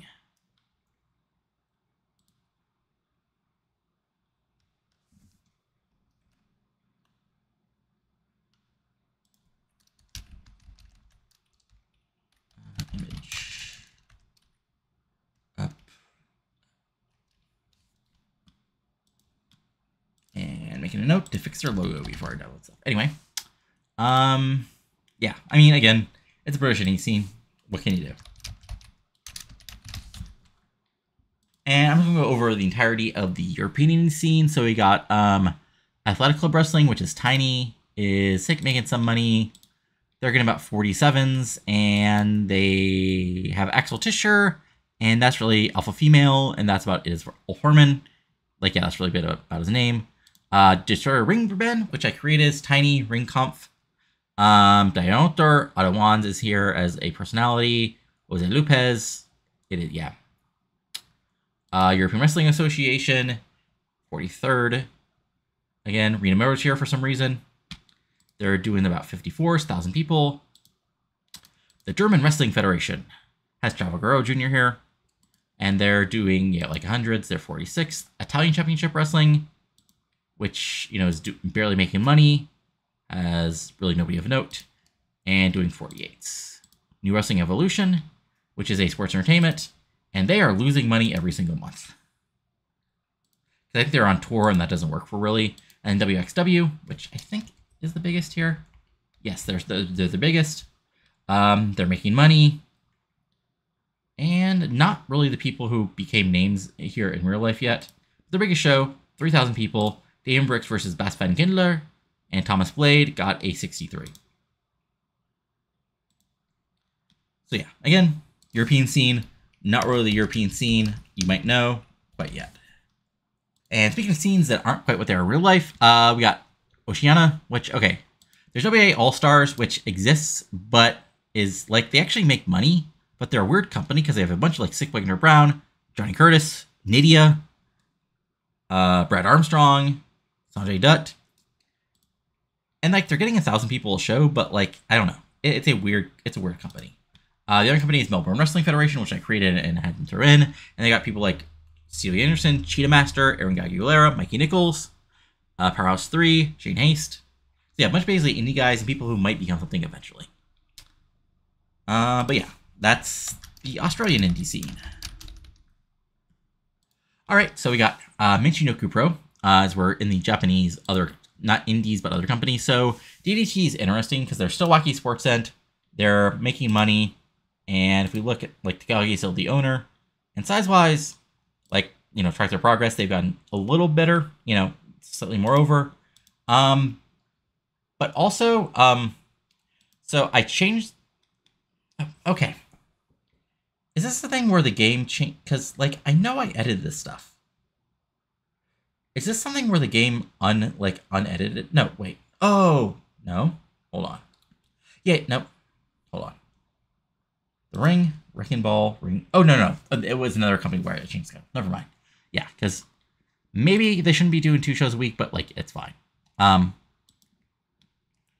yeah, the most interesting thing about DDT, if we look at their stables, is Pro Wrestling Dominant, which is Shibata, Monkey Magic, Tagagi, and Super Shija, and Women Destruction Unit, because it's DDT, so women wrestle fine, which is sort of the, like, they have a very weird roster, because basically it's guys like Shibata, Hanma, Kanemaru, or all women like Umetsu, Toyota, Kuri Suzuki, which leads to things like, let's see here, show history. The regular show of the year, King of DDT, was main evented by the King of DDT tournament, ending with Toshi Yamitsu versus Manayama Toyota in a 93. Jesus Christ. But yeah, it's like, then we got stuff like, yeah, Manayama Toyota versus Yamitsu versus Suno Keita, Hanma versus Kuri Suzuki. We got Shibata here, who's actually pretty over, but, like, he hasn't been signed by a big company because I think he's a still an MMA fighter, but yeah, it's interesting he's here. But yeah, that's really it. Like, title-wise, the TV Championship is basically a women's championship since Ozaki won it back in 2004. Cody Tag Team Champions, Mikey Magic and Super Shiza, who won it off Kanemaru and Nosawa. Openweight Championship is Shibata, and Key champion was Umatsu last year. So there you go.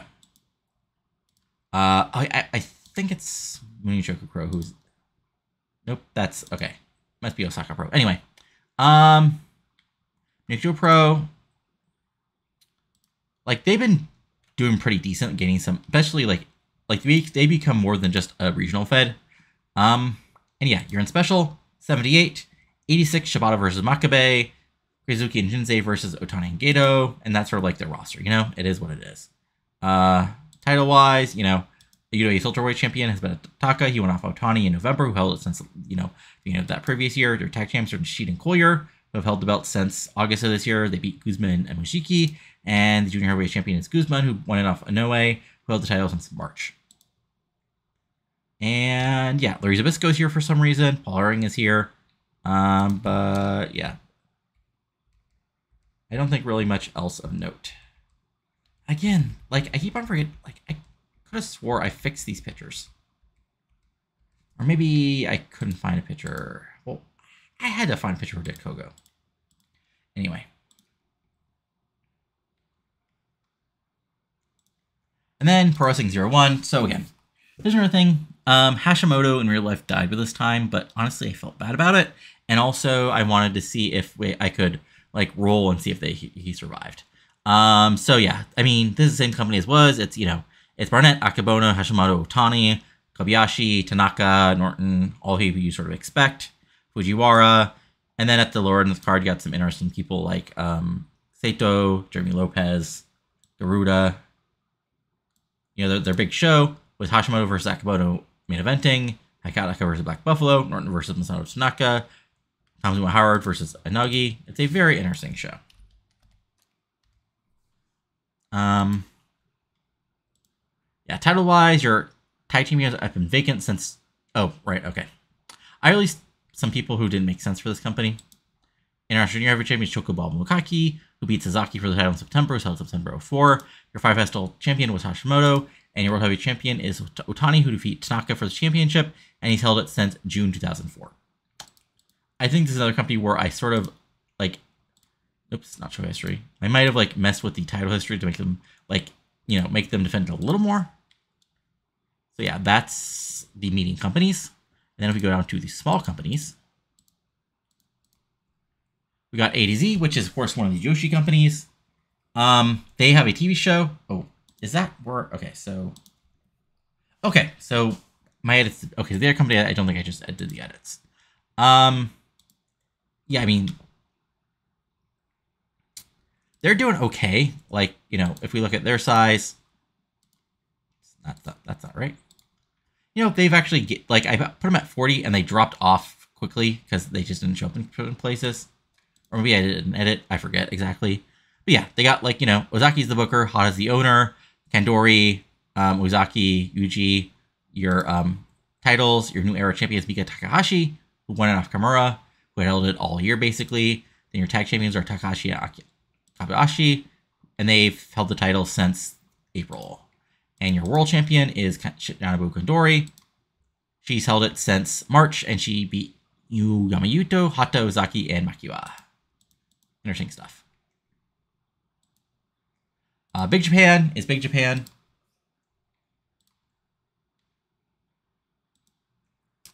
Like, Tenryu's here, Hanma's, but John Steindigger's also here, Menstio is here, Wife Beater's here, but also Agua. It's the weirdest little roster. Paul Bear is here. Who knows? You know, they're good in 57's not bad. Yeah. Not really much of note here. You know, your Deathmatch Heavyweight Champion is John Zandig. He helped... Hanma's a 6-time champ. Your heavyweight champions, Ito, he defeated Magioto, and tag team champs are Yamaoka and Miyamoto. They beat Matsuga and Wife Beater. Then there's Dragon Gate. So Dragon Gate's always the fun one because I go in and mess up the stables like there was in real life. So also, they were losing money. I gave them a bunch of money, and now they're a dev territory for us. But yeah, I think the easiest way to just is, okay, first go over the champions. Well, okay, so first, size-wise, like, you know, they've been gaining. And if we look at their last big show, Gate of Legend, 5,000 people. That's not bad at all. And they're having good matches, like Johnny Cage versus Shingo got an 80, Kanda versus Darkness Dragon, and yeah. So, but to look at the stables. So, here are the new stables. Some stables which are old, some people new. I basically looked in the game, saw who was getting pushed, who wasn't, who was tagged together, who's new, all that fun stuff. So we have Choco Time, led by Choco Flake Kiichi, with Miyu Fujita, Taishi Ishikari, Kanda, and Sano as sort of the team. We have Fun and Kick, which is led by Seki Minshiki, Kamen, Yamamoto, the future, Yoshitatsu, and Taiji Ishimori. So, you know, they're sort of like the more serious stable outside of Kamen. Heroes Now, which is sort of your standard masked baby faces, Lizmark, Darkness Side Hero, Tiger Mask, Darkness Dragon. Pressure Up, which is Genki Horiguchi, Ryo Sato, Fantastic, and Kikuchi. Basically, you know, Rising Stars. SK Monster Club is Harai, Suju Matsuki, Makoto, Sano Ishikari. Ooh, he's in 2 stables. I might have to fix that. Gaga Unlimited has Sagagi, Hiroki, Sato, and Tiger Emperor. The Violence Villains, which is Ayala, Battle Ranger, Tiger Emperor. Again, somebody else who I may have to fix. Atushi Mariami. Joe Akiyama and Suzuki the Great. Again, they'll probably fix these eventually. But yeah, I didn't realize you have people in 2 stables. That's interesting. Wave, which is just honestly a CMLL Fed with all people with, like, you know, capitalization names. Sima, Kazma, Kushida, Sugi. And the Wild Boys, just sort of your undercard babyfaces, Crazy Boy, Kashmir, and Kurokash. So if you look at our titles, we have the British Commonwealth Junior Heavyweight tape held by Kanda. He beat Haraguchi for it in June. NWA World Heavyweight Champion is Akiyama. He defeated Kurokash. The Open the Dream Gate Champion is Genti Horiguchi. He beat Ayala for a championship. So actually, hold on. I thought, okay, never mind. The Open the Twin Gate Championship is Matsuki and Arai. They beat Soccer and Battle Ranger for the title in September. And the Open Trial Gun Champion is Johnny Kashmir, Kurokash, and Crazy Boy, which is why they're stable. I think, yeah, the only people without really stables is Sakura Ichikawa, who's sort of a comedy figure, and that's really about it. So yeah, there's Dragon Gate. They're taping the TV shows 4 at a time, and I did like change their events to add some new events, which hopefully make them more money, and go from there. Then after that, we got Gaia Japan, the other women's fed. They were making tons of money, but about the same overness, like a little more over, but you know, we'll see what happens with that. Basically the same roster as you know. So your singles champion is Karuito. She beat Matsu for the title in October, who held it since January, and your tag champions are currently vacant. What happened there? Hold on. Now I am confused. So Mizo Ozaka and Miyamo Hozata. Oh, okay, right, because I had to go in game to fix some pictures, but then I forgot, which didn't even go. Okay. Let me actually double check that. Let's see. Gaia.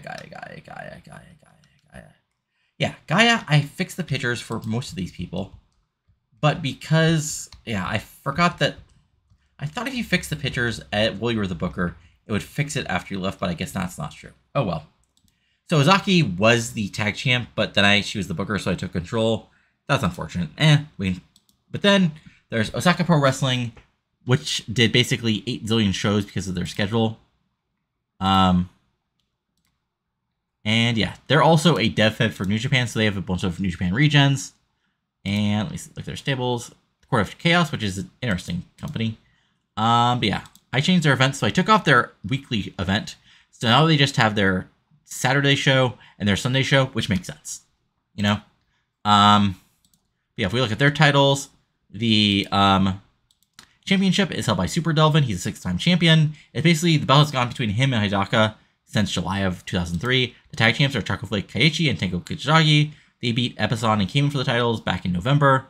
And yeah, and then the secondary championship is held by Chiako Shioti, because this is another fed where women can wrestle men. So yeah. And is there any tiny companies? I forget. Yeah, Pro Wrestling Kingdom, which is an Inoki, an MMA fed. There's like 10 people on the roster. Okada's here. Yeah.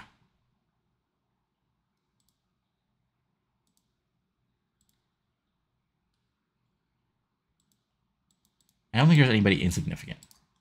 Nope. Okay, so those are your indie feds. So next up, what I'm going to do is do a little once over of basically the people with great stats in the game, and then we'll go over the regions.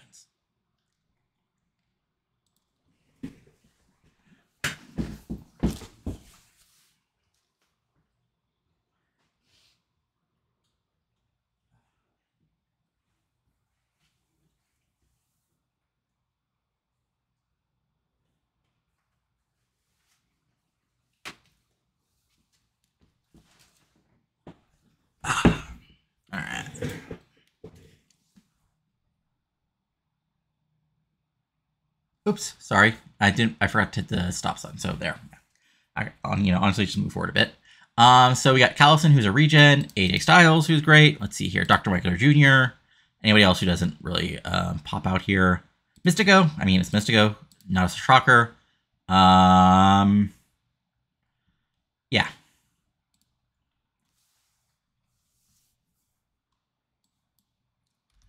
'80 aerials. So, Aguilera, Averno, Black Dragon, Dragon Kid, Damien Noble, Rodampo Rojo, who's a regen, who I'll get into in a minute. But yeah, I mean, sort of the people you'd expect.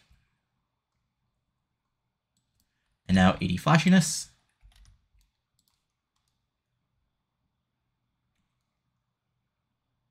I said 80 flashiness. There we go. Okay, so this is a lot more people than expected. So actually, let's try 90. Well, I want just basically less than a page of results. So first, let's try 86 and more.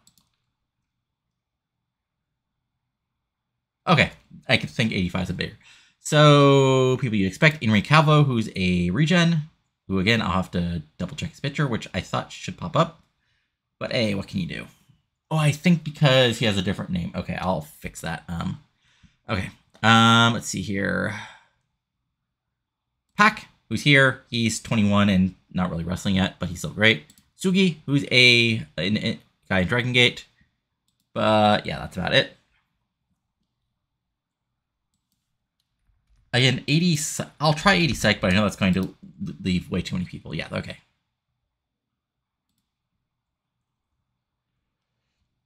How about 86 psych? Still too many people. All right, let's try 90 psych.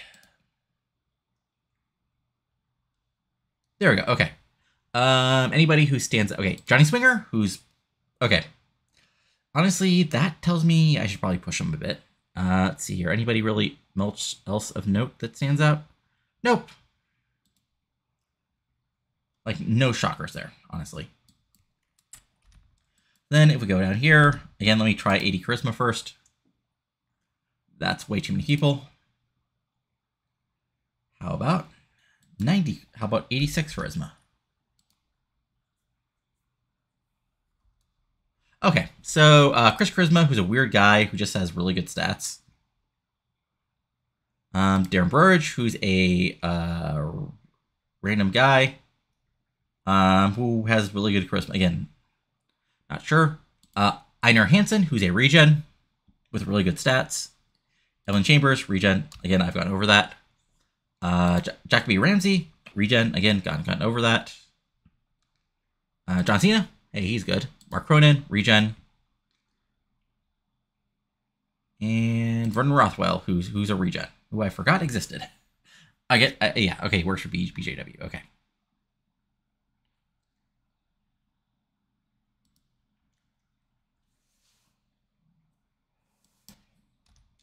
I'm going to do the same thing for microphone. So yeah, Bad Merch Chikamara, which is interesting. Let's see here. Anybody new? CM Punk? No, come on, he can't talk. Josh Mantel. JP Ramsey. Genda. Oh, he's random region color commentator. And yeah, that's about it. Let's see here. Again, 86 acting. Fusa Inouye, who's a regen. Jonathan Figueroa, who's a regen announcer who works for me. Sheila Broughton, who... Okay, she's somebody who I forgot existed in game, who I might have to, like, mess with. Yeah.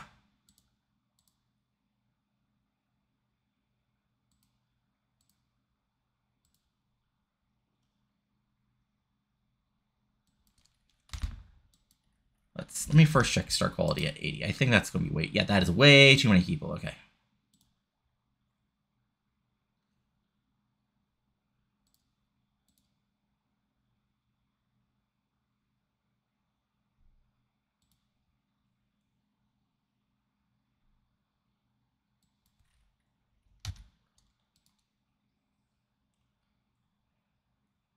Still way too many people.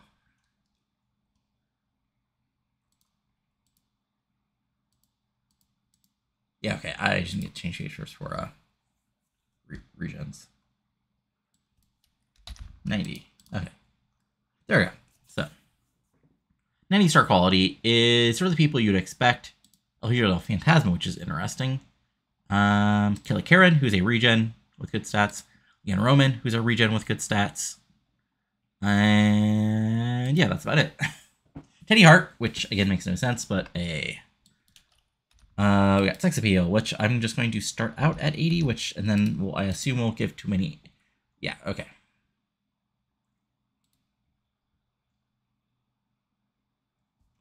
So let's just jump to 90 real quick, just see if like that'll cut it down to, I think, a page. Let's try 86.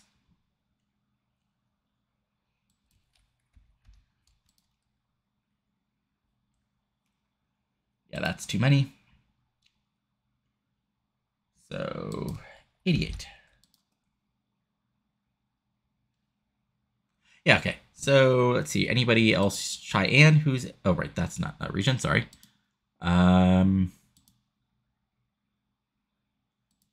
Okada, Killer Karen, Kota Ibushi. So yeah, really not really any shockers here.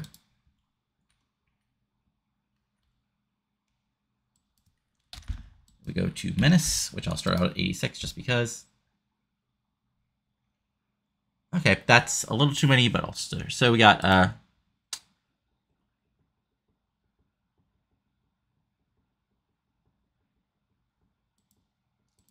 Ben Price, who's a regen with some decent stats, getting 896 Menace.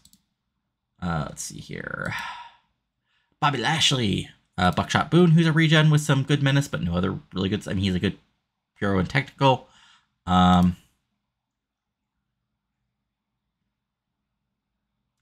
okay, that's somebody who also I'll have to fix. Oh, I think it's because it's no picture. That's why I missed these guys. Okay. Anyway, sorry. I just think to myself. Yeah, okay. Okay, Klein, who's a regen. Kurt Stallings, a regen. Lucas Lister Sheraton, who's a regen. Let's see here. Nobody really much else of note. Intraker's still here. This guy, he'll do nothing. And then Service Prince, who's a regen.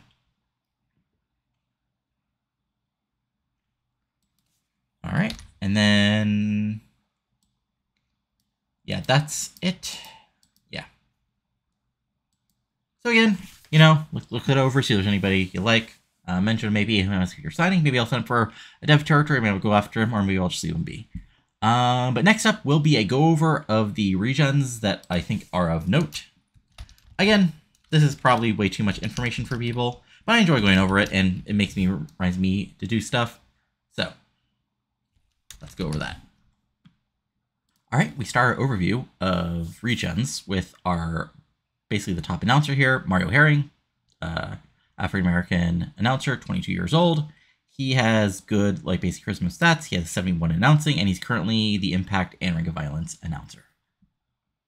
Okay, after that is Adam Ortiz, who, of course, used to be part of our Dev Fed. He's a good brawler and some good basics, but he didn't have much star quality, and he's sort of meh.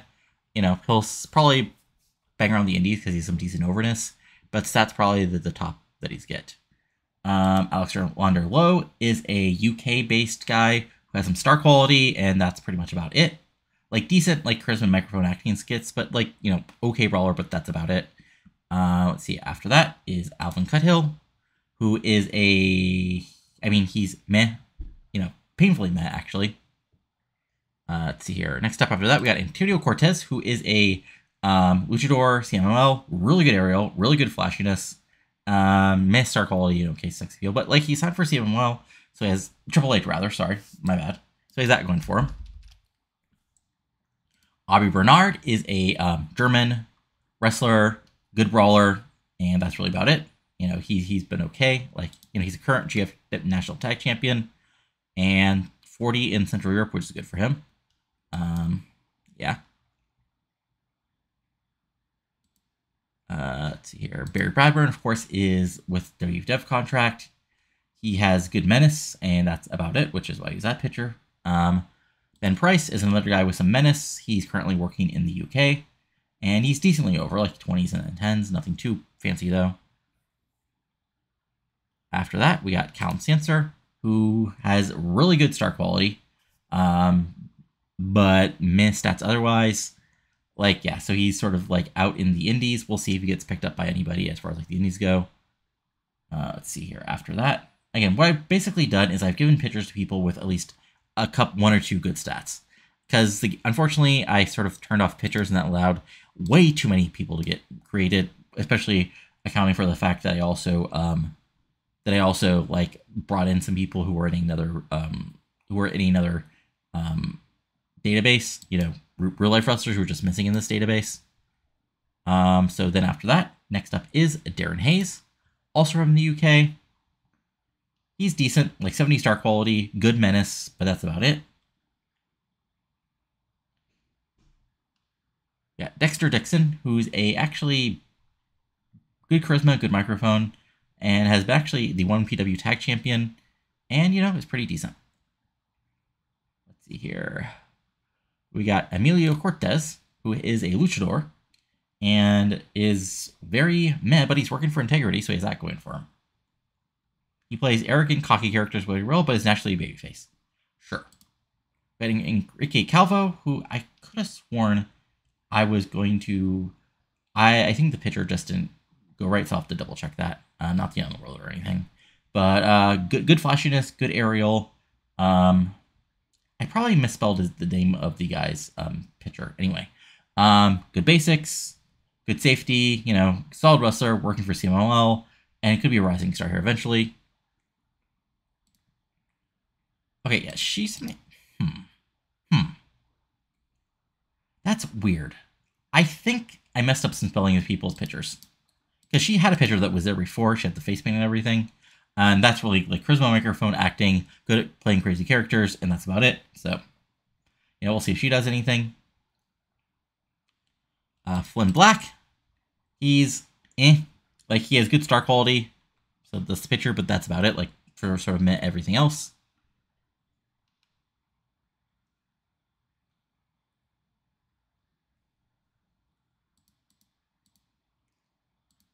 Ghoul, like, again, somebody's finding the right pitcher. He's good technical, basically meant everything else, but he plays psychotic crazy character as well, so maybe he'll grow into his character. Konosuada is a guy from the New Japan Dojo. He's currently unemployed because he wasn't signed, but has good charisma, good microphone, and good pure SO, so he might end up being something.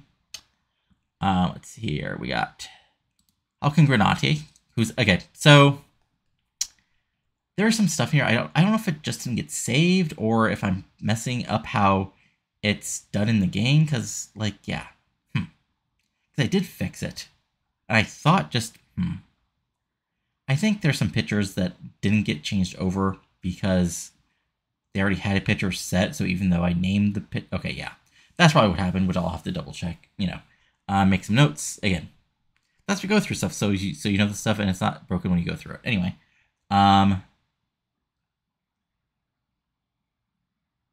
Let's see here.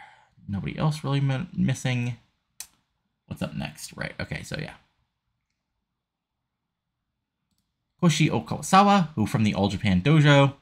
Again, somebody else who's off picture pitcher. He's good at acting and has okay charisma. Was hired by Big Japan, but then eventually walked out. He's a brawler. That's about it. We got Lefficious Luis Ross, who is sort of meh everywhere, but she's currently signed with NW UK. And also, yeah. Lester Roberts, who's a regen. He's painfully meh, but he's signed with some companies, so that's why he gets a pitcher. Lester Sheridan, he has really great menace, no star quality, okay stats, maybe grow into, and a mid brawler. So we'll see if he eventually becomes anything of note.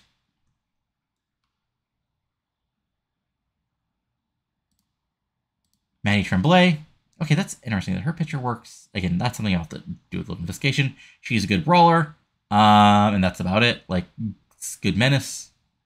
We'll see if she eventually gets picked up now that there's some more indie companies. Magnus Shaw, good acting, okay star quality, good menace, sort of other stats, good technical. So we'll see if he does anything. Let's see here. Marcus Miltek, of course, worked as a on our end for years. Okay brawler, other stats, good menace. That's about it. But he's working some places. Let's see here. Massive. Yeah. Good, like, okay menace. okay basics, but like just a big guy. So, and no like star quality 29, which way you could pick. Apologies to this guy, whoever he is in real life. Let's see, we got Miguel Angel Mariano from Puerto Rico. Missed stats, like, yeah. Again, somebody killed because he was already signed by a company. We have Mitchell Hayes, who's with Impact as Alexander Atkinson. He has good charisma, good microphone, good basics, could grow into everything else. Really young, only 3 years of experience.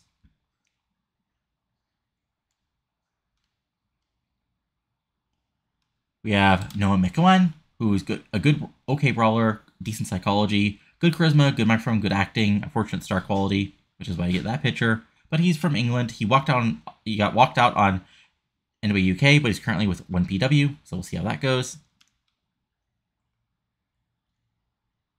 Let's see here. Rafael Andres, who's a luchador. He's currently unemployed, but he's 89 star quality. So he's somebody who, who knows, I might pick up on a dev contract if he continues not to get any work. After that, we got Rowan Mercer, your friend and mine. Oh, again, these pictures that I think, again, I'll have to double check the pictures because something's doesn't seem to be working here. Either I misspelled some stuff or it's not fixing it. Who knows? I'll deal with it when I deal with it. Let's see here. But yeah, he has good menace, and that's about it, honestly. Let's see here. What's up? Nut. We got Tobias Sutton, who's here. Yeah, he has he's a sort of met everything, but he's working with WCW and he's the Long Lions champion, so he has pretty decent stats, but he might not ever get out of England or Scotland, which is why I gave him that picture. Let's see here. Toyas Dubé, who's bald, who's a tone light heavyweight, working for basically all the European companies. He has good psychology, and sort of that's about it. Tyler Thomas, who's currently working for HWA Developmental. He's the HW Tag Team Champion. 78 star quality, which is why I got a decent picture, and sort of met everything else, but everything else star quality can make you a star in real life. And then we have got Vernon Rothwell, who works for Big Japan, who has charisma, microphone, and brawling, and that's really about it. And I need to make a note so I can change his picture. Oh, I think what happened is when I changed people's pictures, I think if they already had that picture and I just renamed it, they totally lost it. So that makes sense, I think. He's somebody who has good charisma, good microphone, but he's currently a fighter, so I don't know how long that'll last. Anyway, next up, so we'll go to 2 years and 2 years. And just for my own sanity, what I'll probably do here is just do the men, and then I'll do the women, or just so for my own sanity. So Ace Dillon, current works for Big Japan. I might go in the game, make him and Rothwell a team just for fun. Anyway, okay, growing stats over for only 2 years experience. He's loyal to Big Japan, 77 star quality. So we'll see what happens there. After that, we got Bunzo Kumata. Where are you, buddy? There you are. Trained for All Japan. He's currently on Excursion X Law. Sort of meh, honestly. Yeah, okay. Okay. I see what's going on here.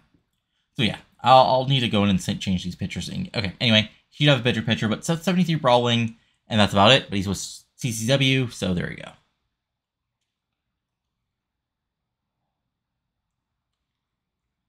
Giovanni Santo, white Italian wrestler, works for PWU. Again, not much going on.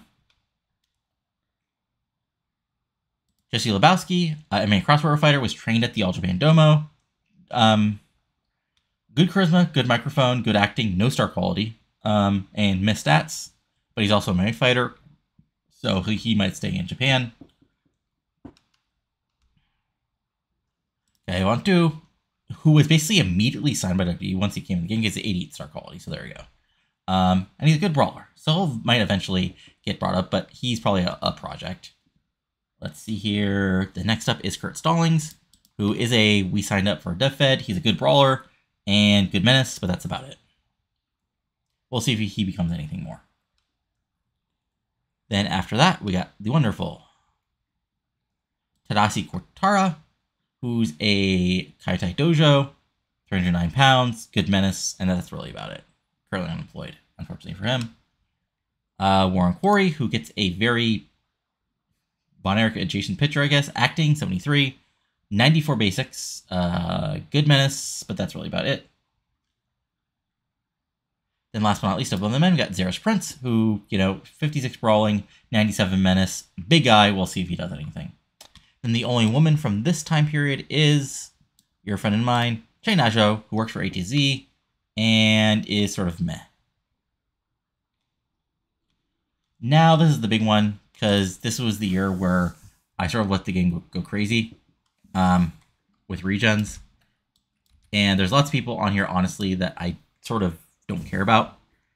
And also just wild wrestlers that were, imported. So we'll go bit by bit through this. So first up is... Hold on. Oh, right. There might even be 0 people here. Okay.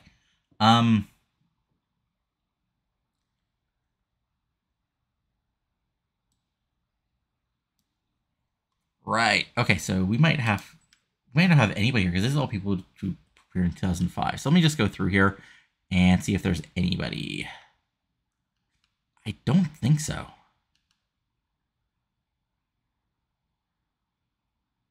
I mean, there's Kana, but she's not Regen. She's just Kana. Dakota Bushi, who's new. Yeah, this was near I really didn't have Regens, so.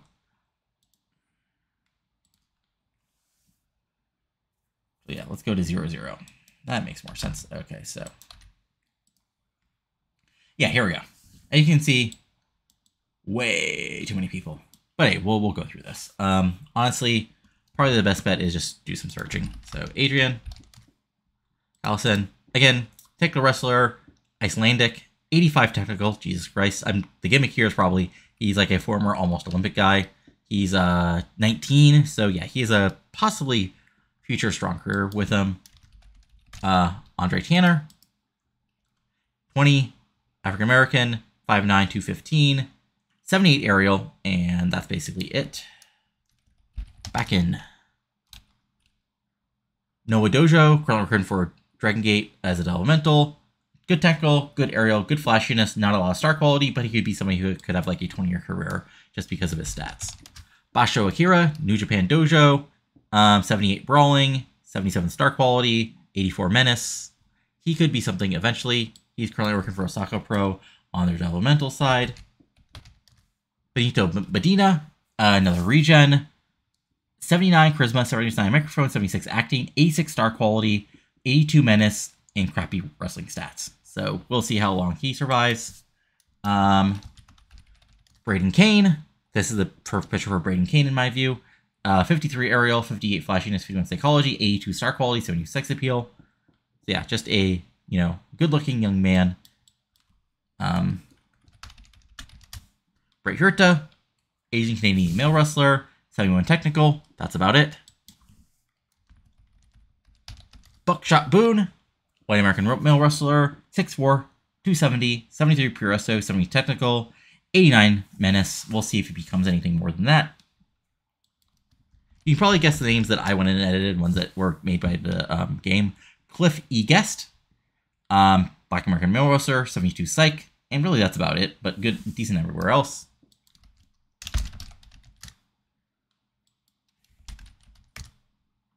Puma Calvo, who is this guy, worked for... Oh, okay. I get it. I have to change... Okay, I have to change his name in his contract. I keep on forgetting about that. Okay, that makes a lot more sense. Anyway, missed stats, which is why I put him under a mask. And yeah, if you haven't noticed, I did use Dolly and Big Image Creator for some wrestlers who didn't have any good pictures I could find in the free pictures that would made sense. Because unfortunately, one thing this free pictures, at least the pack that I have, is bad is having it's either all sort of meh, sort of athletes, which is fine, from football players, or it's all models. There's no sort of a kind of goofy looking young wrestlers. Anyway, aerial flashiness, Derek Sparrow, for impact, 74 star quality, which is why I gave him this somewhat good picture.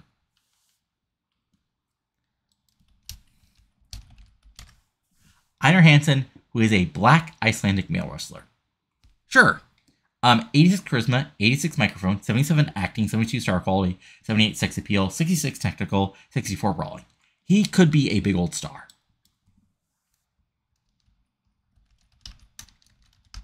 I feel bad out searching this, but okay. We got Scorpion Negro, again, another guy who I made a picture versus via ChatGPT via Dolly. 84 star quality, but missed stats, which is why I put him under a mask and made up a name for him.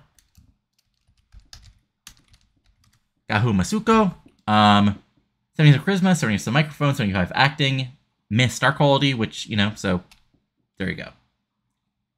Currently working for Saka Pro, owned from the New Japan Dojo, is a heel through and through.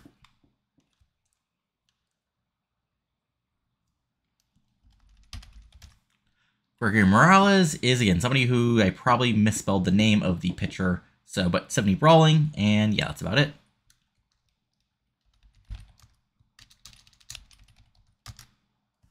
Rampo Rojo, aka real name Hector Santos, 77 technical, 82 aerial, 73 flashiness, bad star quality, 6 appeal, which is why I put him under a mask.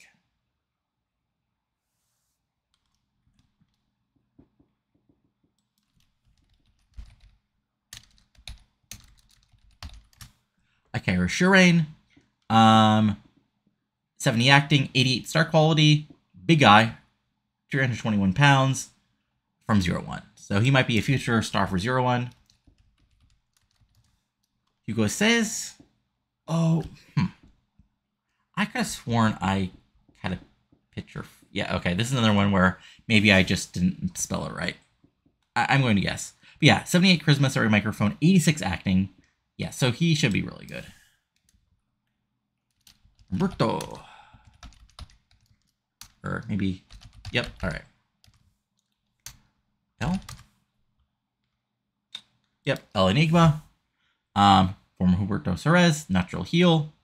70 technical, everything meh, so we'll see if like having a mask helps him out.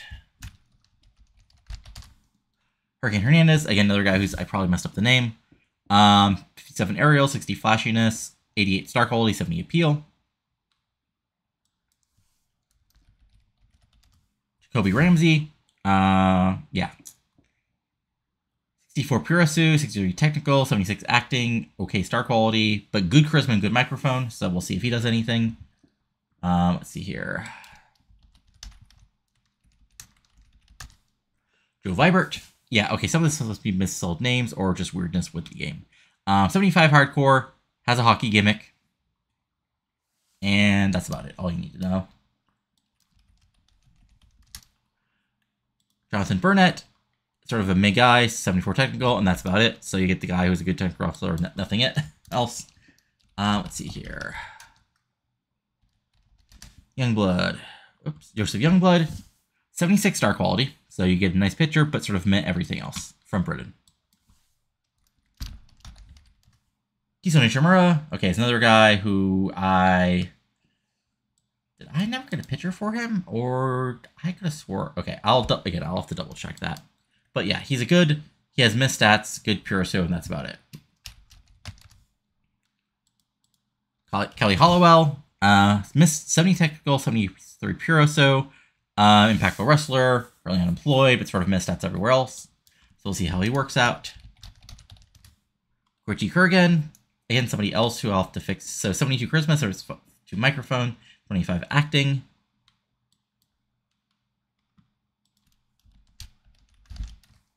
Kurt Ruiz, 70 Purasu, 70 acting. That's about it. Again, young guy. Leonardo Ferrer, a big guy, 6'7", 383 pounds. Good menace, and that's really about it. But we'll see if that size helps him out. Leon Roman, who of course I brought up before, 160 pounds, natural fan favorite, swaggering guy, 94 star quality, but nothing else. So he's basically a good-looking guy, and that's about it. Malachi, 18, brawler, 79 charisma, 79 microphone, 72 acting, and yeah, that's about it. Also, I'll just bring him up now because he's right here, is Mustafa Malek, who's a 79 technical, and that's about it.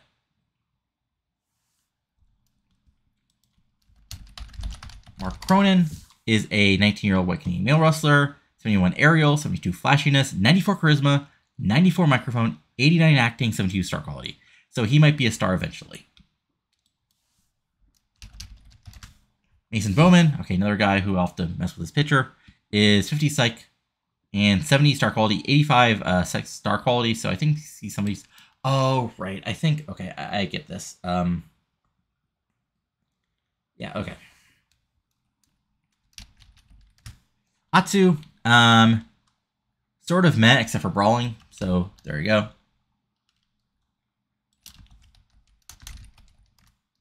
Naofumi Ajibana, who's basically very meh and isn't developmental. So there you go. Nobuhiko Kogo is a guy with decent star quality, good menace, and that's about it. But he's working for Dragon Gate after going from the Nova Dojo. Nobusuke Siozawa, technician flyer from the Ultraman Dojo, working for X-Law on excursion, and he's very meh at the moment. Raleigh Duarte from our power plant. I went over him. He's okay. He might be something. He might not. Roberto Ortiz is another guy. 83 charisma, 83 microphone, 72 acting, 40 star quality, and sort of meh as far as his actual other stats. Rodney Turner is a guy from Alaska. Fantastic baby face. So sort of like a hardworking guy. 75 charisma, 75 microphone, 83 acting. Missed star quality, so that's why that's the pitcher. And then we got, oops, Ray Kuhlman Unuaki. Okay, and he is good technical, good flashy, so flashy technical wrestler. 77 star quality, 76 sex appeal, so he gets that nice pitcher. Scumbag. Worked for New Japan on Osaka Pro for a excursion. Samson Dubois, technician striker. 75 technical, 75 brawling, 88 star quality, 72 sex appeal, 70 acting. So he should eventually be something in this business. Hopefully for him. Shunsuke Asanomura, 01 Dojo, and that's about it, really. Tony Sanders, high flyer, 74 psychology, and that's about it. Thomas Thompson, who's a 20-year-old. Okay, I forgot to change this. He's not Asian. He's Danish. 74 star quality, 75 sex appeal, and that's about it. Monster Mammoth, big guy. Found this picture of this big guy here, 76 brawling, and not really much menace, which is why you get that sort of goofy looking guy.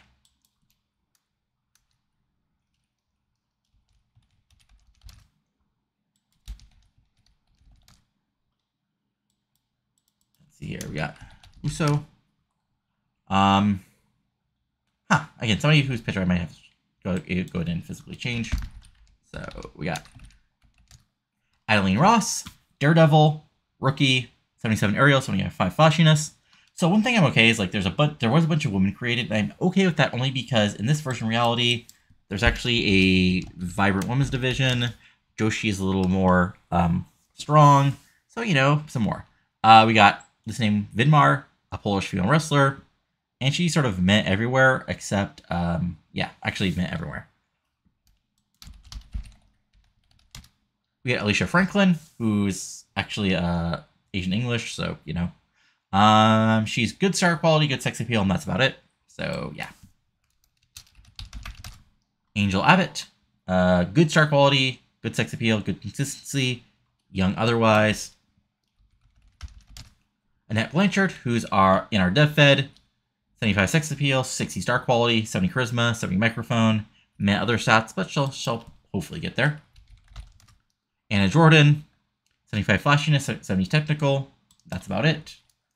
Carla Chambers, who's our other regen, who has an 85 star quality, 72 sex appeal, other missed stats, which she's working on. Catherine Mendoza, which I went over already because she's on the Dev Fed roster.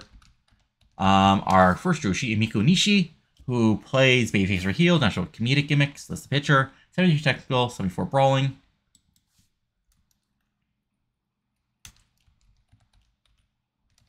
Humayo Idain. Switch between face and heel. 72 aerial, 79 flashiness. Agitator. Gabriela Galvez, who's a 20-year-old Hispanic wrestler. 71 star quality, met other wrestling, but you know, she got signed for the WCW, so she's working there. We'll see if she eventually does anything. Jackie Fruman is another OVW trainee. 70 charisma, 70 microphone, 71 brawling, so she might become something eventually. Right. Those names I have to fix. Okay, I keep on forgetting that. Jane Esch, who should have a picture, which is interesting. Brawling technical, and that's about it. Katsuko Okabe, who is 80 hardcore, 78 star quality, 74 6 appeal, thus this picture, Natural Plane Psychos. Then we got Kelly Karen, who has, of course, 91 star quality, 93 6 appeal, and that's about it. Kiko Okawa, who's a brawler, 77 star quality, that's about it. Koken Fujimoto is a Gaia trainee dojo, 81 star quality. Other stats are getting there slowly, but she has a way to go. Mayuko Ino, 18 years old, 84 star quality, 70 acting. Everything else is sort of growing there. Sue Herb as a babyface. Nana Miyazawa, again, is somebody who should have a pitcher, 74 technical, 73 flashiness. Nayo Noda, 74 technical, sort of plain everywhere else. Naoko Nishiwaka is Natural Plane Psychos, that's the pitcher, and met at sort of everything. Nova Arbor, Canadian female wrestler, 82 star quality, 25 sex appeal, sort of met everything else, but she'll get there maybe eventually. Rebecca McKean, 73 charisma, 73 microphone, 78 star quality, or 78 acting, everything else is sort of meh. Sarah Sledge, sort of meh, but we'll see. OVW trainee, we'll see if she does anything. Sooko Shobo, playing Cogni roles, that's the pitcher, 70 star quality, 73 6 appeal, 73 hardcore. So maybe she'll be the first, women's deathmatch wrestler. Setsugo Meito, 74 technical, 78 puro. Not much of a star quality, so sort of like, I don't know, maybe former Olympic athlete or something. Sofia Veliquez, who we went over before, so there we go. Stacy Steele. Natural Playing Comedic Gimmicks. Trans Babyface or Heel. 86 star quality, so there you go. Sue Takagi, 76 appeal, 43 star quality. Met everything else, so she's sort of getting there. And Shibuki, born babyface, 75 aerial, 79 flashiness, 82 stamina, and sort of, okay, everything else. And then Yoda Miyamoto, who I went over, 84 PSO, 76 technical, 81 charisma, 76 acting, sort of missed star quality. So yeah, I'm sure I missed some people, and again, before I actually finish this up, I'll have to go back and make some slight edits to fix the pictures on the main screen. Again, I'm a weirdo. I know people can fix this themselves, but I'm a weirdo about this. But there is one more thing I want to go over with you folks. If I can find where, there we go. Okay,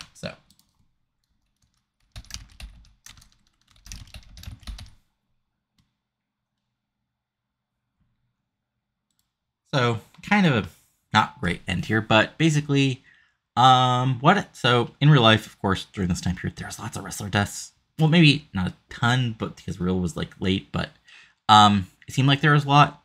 So what I've done is basically looked at those deaths and either try to find somebody similar to make up for that death, or done that death if I think it makes sense. If there's no changing, like I went, for example, Kurt Angle is still alive because instead of being in drugged up indie companies or in TNA where there was no rig policy, he's over in Japan. Same thing for Eddie Guerrero. I still might think about rolling for his death, but he has no steroid user tick. He's been here where we do test for a couple of years, so maybe we saved his heart. Who knows? But there has been some shifts. So let me go over this real quick, folks. All right, so So Big Dick Dudley died as he did in real life. Buddy Landell took over Terry Gordy's death spot. In similar guys, same background.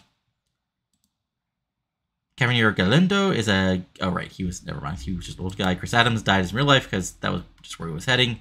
Danny Dominion is a guy who I rolled as just a young guy who would have died in 2001. Davey Boy Smith died as he did in real life. Let's see here. Fiuki died as he did in real life.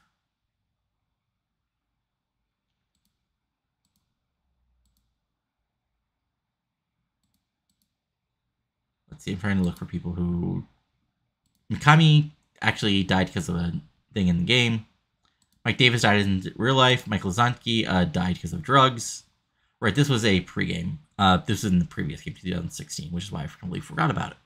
Pitbull 2 died as he did in real life. Rain Harrison got cancer and died because that's just how it is. Ricky Root did. Rocka Rock died as he did in real life. Rodney Mack passed away. I think he got hit by a car. We got, let's see here.